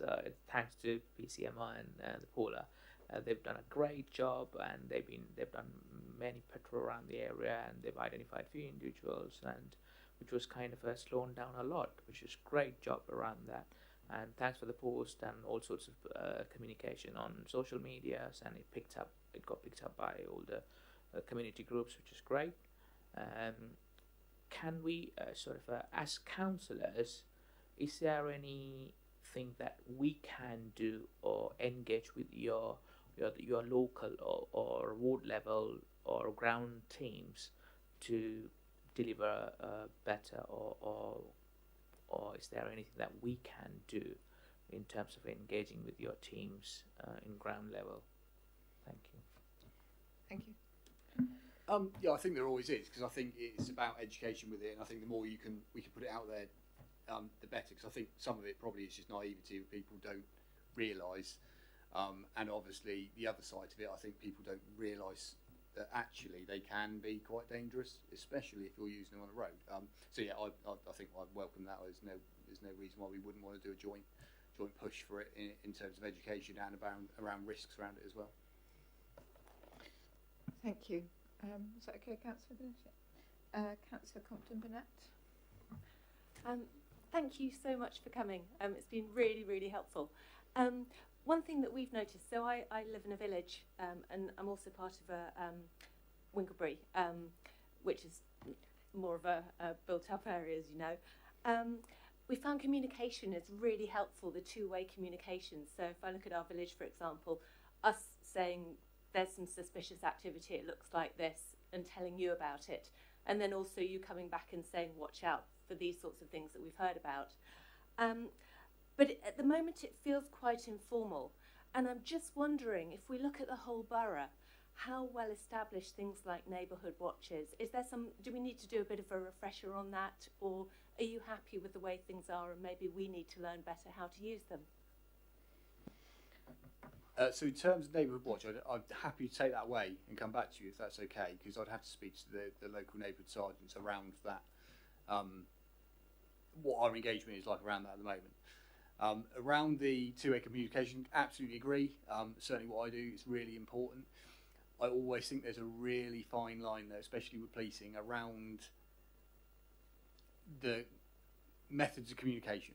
Because what I found is it's great to put it out there, and you talk to any neighbourhood cop and they will want to have that engagement with people to talk to them. The problem is you have two neighbourhood cops for an area, and as soon as you say, yes, I want the engagement from you, you get thousands and thousands of people wanting to go. So you have to have that balance of making sure people know when the right time to call 999, when the right time to report online, and when it's the right time to just send an email because you want to talk about something. But yeah, I absolutely agree with you, because communication is key. It's just finding that right balance around how we make sure everyone knows what the right type of communication method is, if that makes sense. But I'll get back to you on the second one, if that's okay. Yes. Thank you. Yeah. Yeah, it'd be really good for us as councillors if maybe you could tell us what works best for you, and then we'll know, so that when we get people talking to us saying, what about the suspicious activity, who do we tell, has anybody else noticed anything? So if you could maybe just tell us all at some point, this is how we want you to work the system, can you tell the residents please? And that would be fantastic. Thank you. Okay, thanks very much, Councillor. Councillor Court, sorry it's taken a long time to get to. But... I've had 3 questions that all have been Oh, I'm very sorry, Councillor Court. It is at the end of the table, Yes, I'm afraid. Yeah, I mean, I do them in the list. I see them. So, Councillor Poland, are you asking to speak? Thank you, Chair. Two questions. One of which I was asked at a parish council meeting. I didn't know the answer, and I'm sure you guys do. Is there a linkage between the CSPOs and the police on their radios? That's the first one. And the funding for it. Will these things, are these sort of debatable as to whether the funding will conk out at some point, so these good people will stop to do what the good work they're doing? And a comment, a more generalised comment, the police service, I don't call it police force, I think it's appropriate to call it the police service, has had some interesting correspondence, but I think it should be put on record that me, and I suspect the vast majority of the population, actually do support and welcome what you do in, frankly, very difficult circumstances. Yeah, absolutely. Yes, Dan, did you want to? Yeah, it can come in terms of the direct link between the police and the council and our functions which we provide, such as community safety patrol officers. I mean, the CSPOs are on effectively what's the same radio network. They're on completely separate channels, but there is a point of communication which they can have, which is point to point. So, if someone within the CSPO team wanted to call in, for example, then they could call up. It's much the same as a mobile phone, but it's that sort of more instant sort of connection as well. So that does exist. I think on a separate level, and I think it's just some of that kind of partnership work which takes place on a daily basis as well. Where we're communicating about sort of different things which take place as well, and recognising that actually, whilst we are working towards the same in terms of our partnership plan and some of the priorities around that, actually we do have different things which we need to do and concentrate on as well. So it's important to have that separation as well. In relation to the funding for community safety patrol officers and our community safety activity and what that looks like.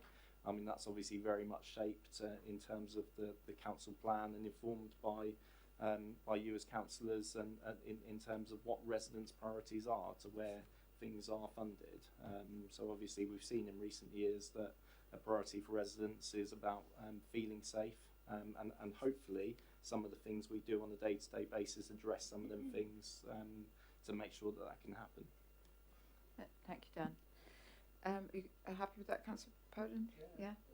Councillor Court, would you like to go? Would you use your microphone? Thank you. Apologies, Chair. Thank you very much. Regarding electric scooters, there have been 2 incidences in the area I am, and that was in Stratton Park, where the locals have actually confiscated the vehicles.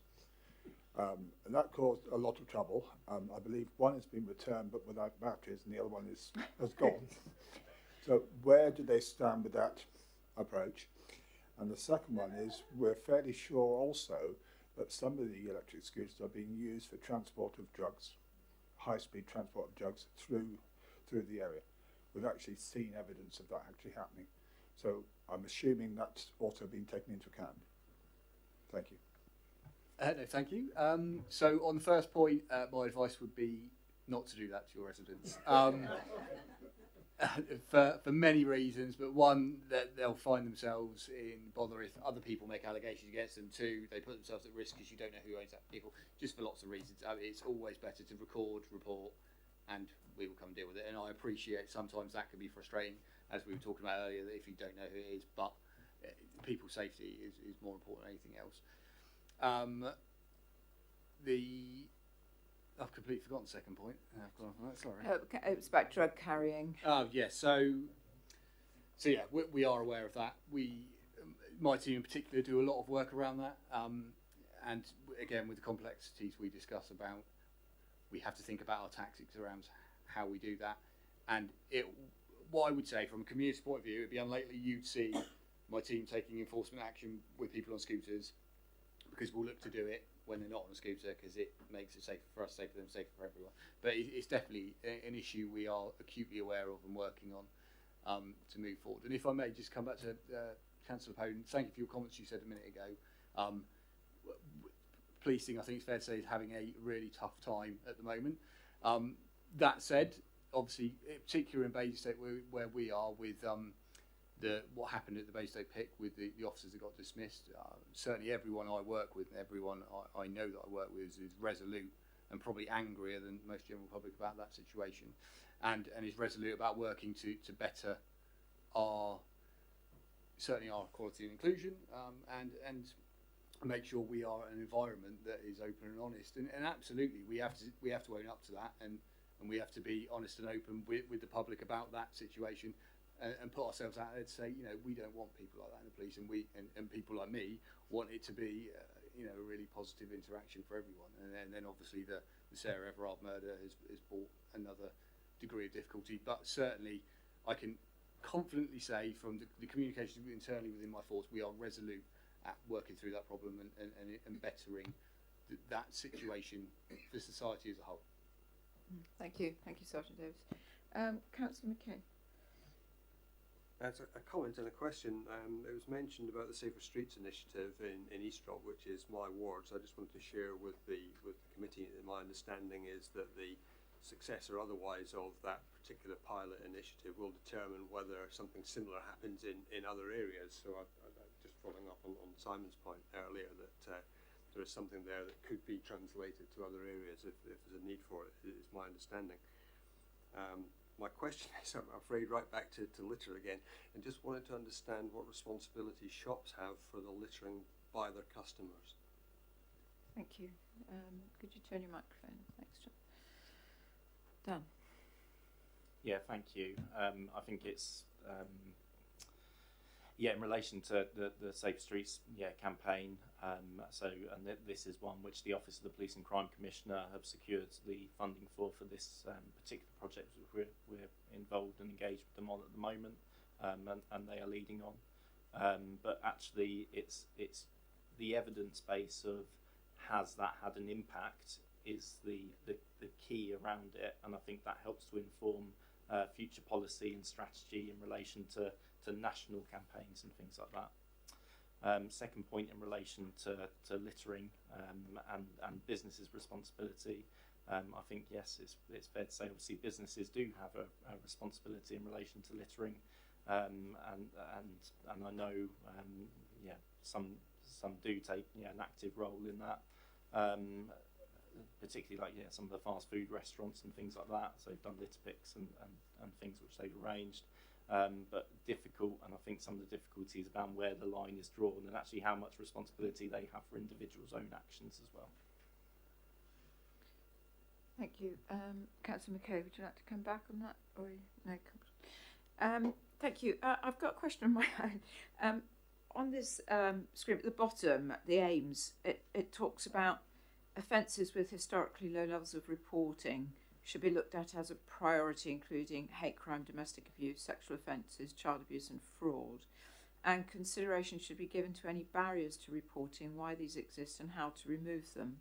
So I appreciate that it's a plan that's 2020-23, so it's still going on. But I just wondered if if there has been any why they exist, and is there anything happening that councillors might be able to do to support how to remove barriers to reporting of these crimes, because they are something which we increasingly we're aware of in our communities, I think, and is there anything we can do to support?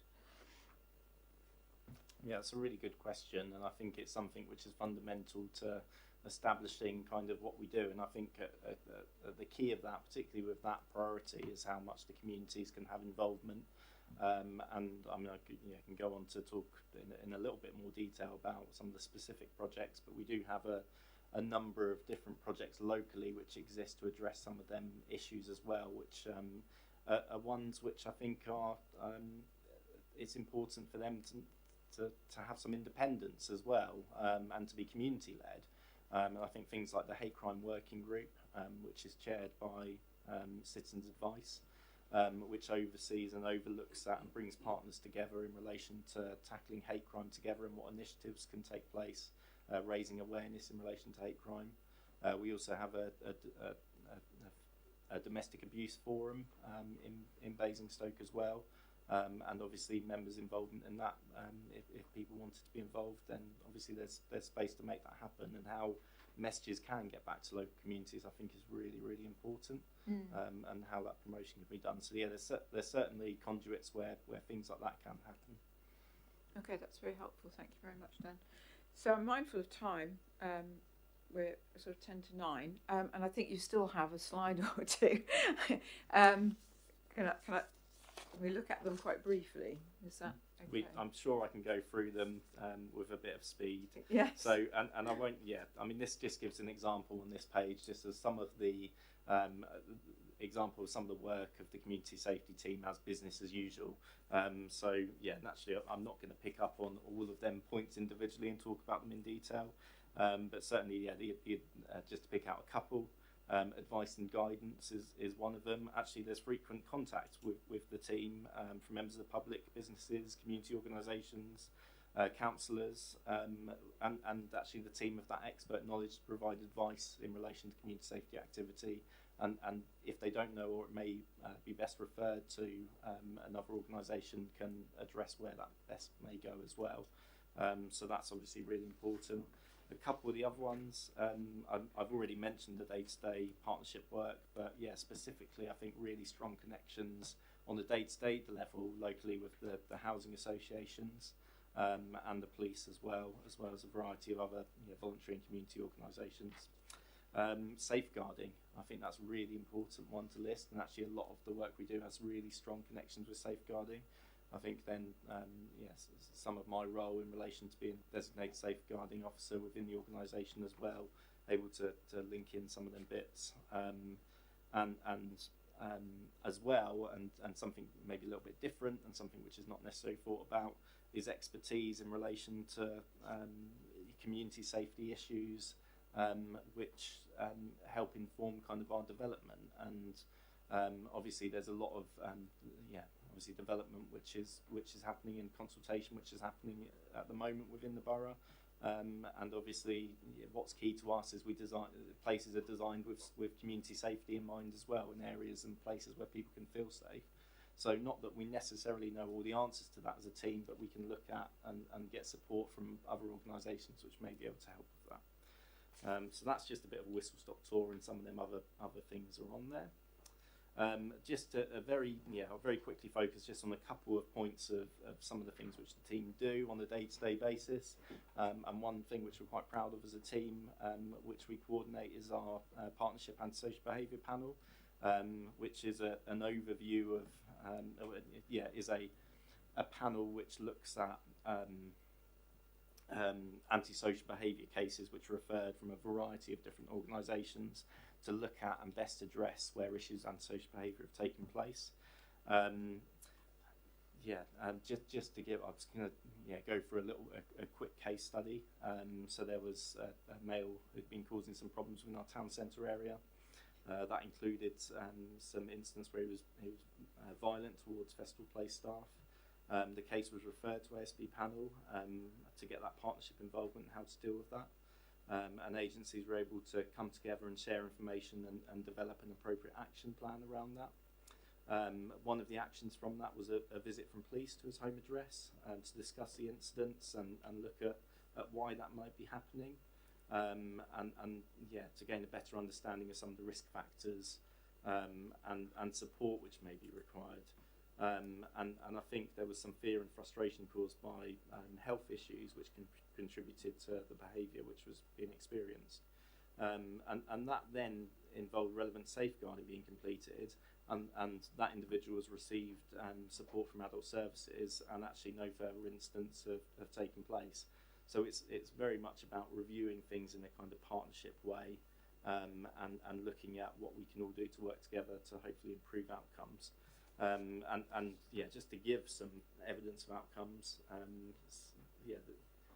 since community safety team has come back in-house, we've had 64 antisocial behaviour panel referrals, 39 cases have been to the panel, and 31 of them cases have been closed, which I think hopefully shows that actually it is an approach which works. And then as well, there's other things which can be introduced as part of that. So that could be acceptable behaviour contracts, which we can look at. It could be interventions from our youth offending team or YCP or other family support, which is available as well.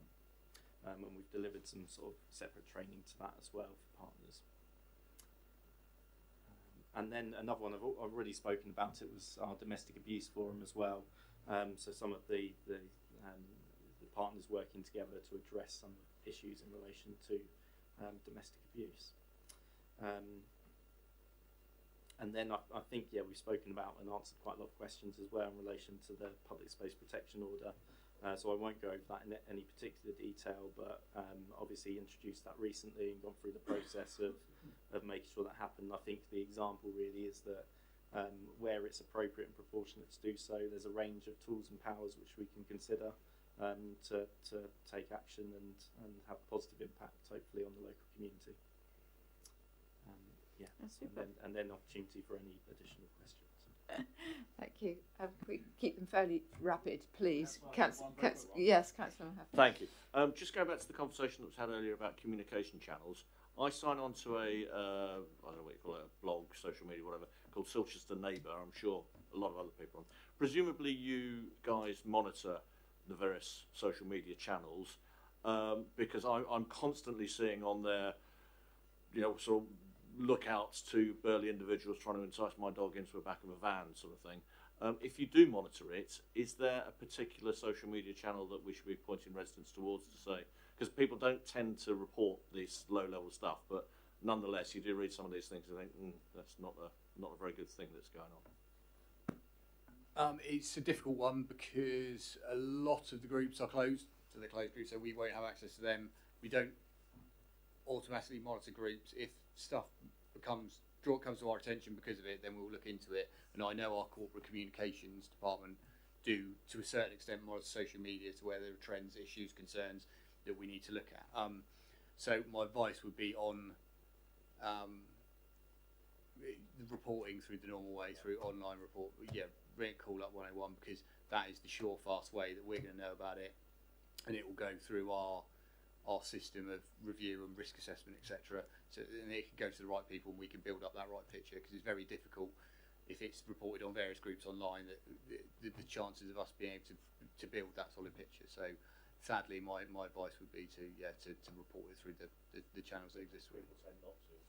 Yeah, and I get that, and we always have the thing about people want to report stuff on our Facebook page and our Twitter page, but for the same reason, if there's not someone in that day that's monitoring that page, or for whatever reason there's an incident going on that means all the cops that would normally monitor that page aren't doing that because they're doing something else, it always just brings that risk that we've missed something really important, which is why we just have to stay with that. You need to report online for all the reasons I described.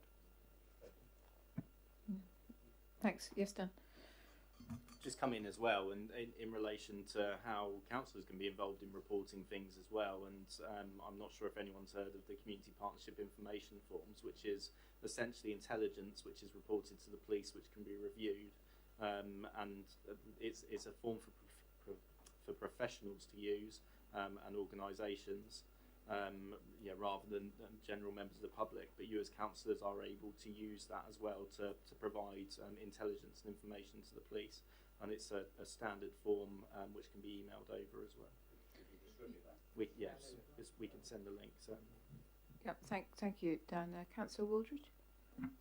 Can I just suggest that maybe as a task for the community safety team is that you send just a brief email round to all councillors, because we're privileged to be here to listen to this tonight, but not all councillors are, just to remind all councillors of the best way to report antisocial behaviour and the different categories, and because I think a lot of councillors, and I've heard it time and time again, of residents just don't report through 101 because it takes so long to get through, so they've given up reporting. So I think if they know, not all councillors will know there's an online way of doing it. So I just think, as a basic function, just to let all councillors know how we can best advise our residents to report crime, so you've got a better picture of it. And stuff like the e-scooter stuff, I think it would be really, really helpful for all our colleagues. Thanks. Okay. Thank you, Councillor Waldridge. Yeah, thank you for that. And I think actually quite timely, we've got a new kind of newsletter which we've been developing, which hopefully goes over some of them points as well. So hopefully that will be coming out quite soon, and that will be for in the wider kind of community context as well. And I'm sure which we can work with our comms team on anything specific which can go out in the councillor email update as well. So if I could sort of wrap up a bit, one question that I would just like to ask is, I think it's been extremely helpful for us this evening to get a better understanding of how the team works and the joint partnership working and the priorities that you've got, which, you know, it's very interesting. And from our perspective, thinking from our communities and looking at it from both sides is very, very useful. So my understanding is that you have a sort of annual planning cycle. You know, you talked about the 3-year plan with the CSP, and then our priorities come out of that. And I wondered if we could think about your coming here on an annual basis at a time when you're doing your planning to enable members of the committee to provide input to you about what we are experiencing on the ground, the issues that are coming to us, and also hearing what you're seeing with your teams. And so that we can sort of jointly do a little bit of work around that. And hopefully, therefore, each year we can see patterns and get better informed as a committee and better able to support you, I guess. And certainly it's been really very helpful having Sergeant Davis here to add that extra level for us to see the partnership working and the benefits that it has, and that richness of the discussion has been superb. So is that something that you feel that would be possible, Dan, or am I putting you on the spot? No, certainly not. And yeah, given some thought to how kind of CEP can support some of the work. And I think really important, I suppose most importantly, is that if there are any issues which councillors are picking up from within their communities, that they're able to and feel able that they're able to come to us and express them, so we can consider that. In terms of then reviewing kind of annually, I think actually there's a lot of work which takes place across the community safety arena, and I think maybe an annual update would be quite useful for hopefully for members in terms of some of them priorities and some of the work which is going on a local kind of context as well. I think in regard to kind of planning cycles, obviously we have our overview and scrutiny committee normally around June time, and that's obviously then when the strategic assessment is updated. That's normally then happened around this time of year when we're starting to think about our service planning and some of the priorities for the year ahead. Actually quite useful, and I think maybe specifically looking at issues which councillors are experiencing within their communities, and maybe how they help to inform some of the campaigns and things like that, which we do on usually have 3 or 4 campaigns as a team within a year. So our next one focused more so on fly tipping. At the moment we're in the Autumn Nights campaign, so hopefully to inform some of them, the campaigns and what they look like, I think would be really helpful. Okay, so if we could, Ellie could liaise with you about when it might be a suitable time for you to put it into the forward plan, that would be fantastic. But in the meantime, I'd just like to thank you all very much indeed. I think everybody's agreed it's a very useful discussion, very informative, and thank you very much for coming. We have 2 questions, I think, that you will, send some information afterwards, which I think was a breakdown of ASB data to understand a bit more about that from Councillor Wooldridge, and something about Neighbourhood Watch. I can't remember the specifics. What was the specifics around Neighbourhood Watch, Councillor Compton-Bennett? What was it? It's just about the coverage in Basingstoke, whether there are any gaps and whether we need to refresh any of the teams so that they're really active. Right. Yep. Thank you. Is that all right? Yeah, certainly can pick that up, and we work closely with Neighbourhood Watch Committee as well, and they're really engaging. So, and I think really important that Neighbourhood Watch is a strong part of actually communities driving forward, and have really a lot of benefits. So if that can be promoted, that'd be great, and we can get that information to you. Lovely. Thank you very much indeed. Thank you for your time. Thank you very much. Thank you. Okay, you're free to go, as I say, but nobody else is. If we could just look at our next agenda item, which is the forward plan. So we're being asked to note and review the work programme and to receive updates on task and finish groups. So the update is on the forward work programme for December. We have in the papers slight update on from what's in the papers. Yes, I still believe that we should be getting the ice rink paper. I'm told that's still on schedule to come. I hope it is, which should be the update and proposed next steps. We also have the grass cutting review and learning paper, which is going to scrutiny in the next week or two, and then it will come to us to have a look at forward policy. And in addition, we will have a presentation from the Basingstoke Voluntary Action to talk about the voluntary sector and how things are going at the moment. And I think that would be very helpful because I think a lot has happened during a lockdown with one thing and another, and I think that should be very informative. So that is what we have in December at the moment. Anybody, any comment on that? Councillor Tostone? Yes, thank you, Chair. The review of grass cutting, will it cover all sort of the open space management stuff, including like the hedge trimming and stuff, because it's all part of the same team area, isn't it? Or is it just going to be focusing on specifically grass cutting? Thank you. Rob Draper, that would be lovely. Yeah, I've been sat here all night and not say anything. It's very unlike you, isn't it? Thank you, Councillor. That's unfortunately true, I fear. But yeah, so the report that's going to scrutiny covers all aspects, and that report will form the basis of what will come to you as well. So yes, it will look at grass cutting and general the winter maintenance scheme. Okay, thank you very much. Then moving on to January, we will have a paper on fly tipping. We will also have the cultural strategy coming to us for consideration.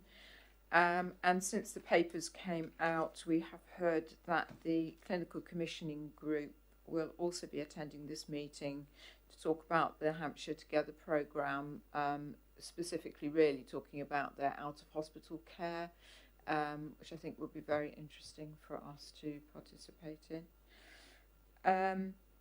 In March, any questions about those? Is that okay? No, fine. In March, we will have the climate change verbal update, and then we've got a few possibles. March is still a little bit far away, so not absolutely sure, but there may be a paper, a presentation from the Citizens Advice Bureau. I don't think we can fit it in before then. Yeah, I know. I've had this discussion. Councillor Wooldridge and I are both borough representatives on the Citizens Advice Bureau, and we were hoping to have something a little bit earlier, but as things stand, I don't think we'll be able to do that, but we'll see if things shift. We may have something around the Anvil Trust at that meeting, and we may have something about community grants, but we're still waiting for those things to be confirmed. And still to be scheduled, the community delivery strategy, which was due today, but has been delayed, so I'm not quite sure when that's coming yet. We will have updates on the leisure park. We heard today in the spring. No, was it? No, probably, something like that. Ian is not nodding. The town centre strategy, EDI outcomes, that's come from the fact that we've just set up for 12 months Equality Diversity Forum. At the conclusion of that forum, I've asked if CEP could have an outcomes report if possible. And at the same time thinking about our EDI strategy. So I want to fit that in. It'll probably be about September time, we thought, Ellie, didn't we? Probably by the time it's concluded. But I felt it was important that we brought that here at some point. And we're still waiting to hear what's happening with the cameras, so that's still there. Anybody think there's something missing, or does that all sound Okay, Councillor Tostone. Sorry, Chair, just another question on the CCG one, the out of hospital care. Is that primary care stuff, or is It's a bit broader than that. It's pretty well anything that it says on the tin that's out of hospital. anything? So that would include primary. Yes, care it as would well. include primary care, but it's really talking about the strategy because services will change. Whereas a new hospital and with the formation of the new health service in wider areas and strategic partnerships, etc., the way community health in the broadest sense is going to be delivered will change. So this is an opportunity for us to hear about it and also to provide opinion about it. Yeah. Okay. Any other comments, Councillor Ganesh? What are the remits around? Sorry, the February meeting, flight tipping strategy. What are the remits around? What is going to be part of it? Is that the recycling or part of that remit, or? Councillor each was talking about that.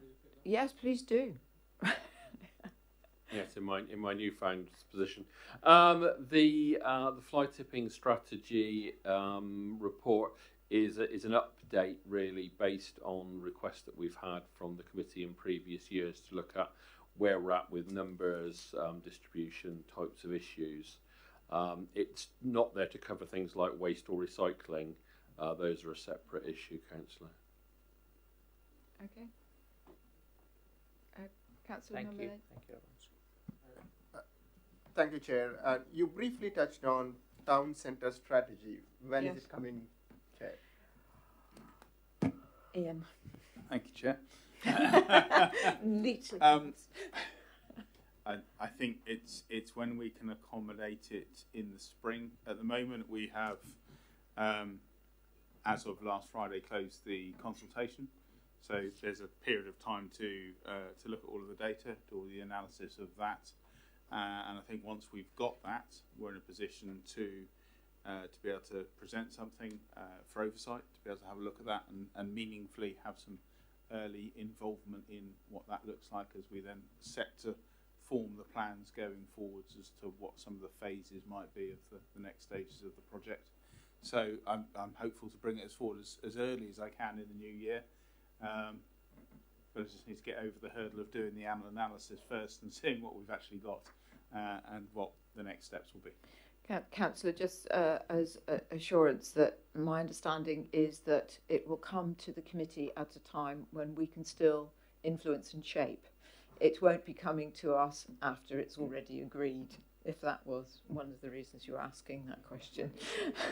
I am very keen that this committee can make a difference, and it's not just receiving things when they've already been agreed. Yeah. Thank you. Thank you, Chair. Thanks. Okay, are we concluded, I think, on that item? Thank you. There isn't anything that we have that needs the exclusion of press or any confidential items, is that correct? So we can therefore call the meeting to a close. Thank you very much indeed, committee. Thank you.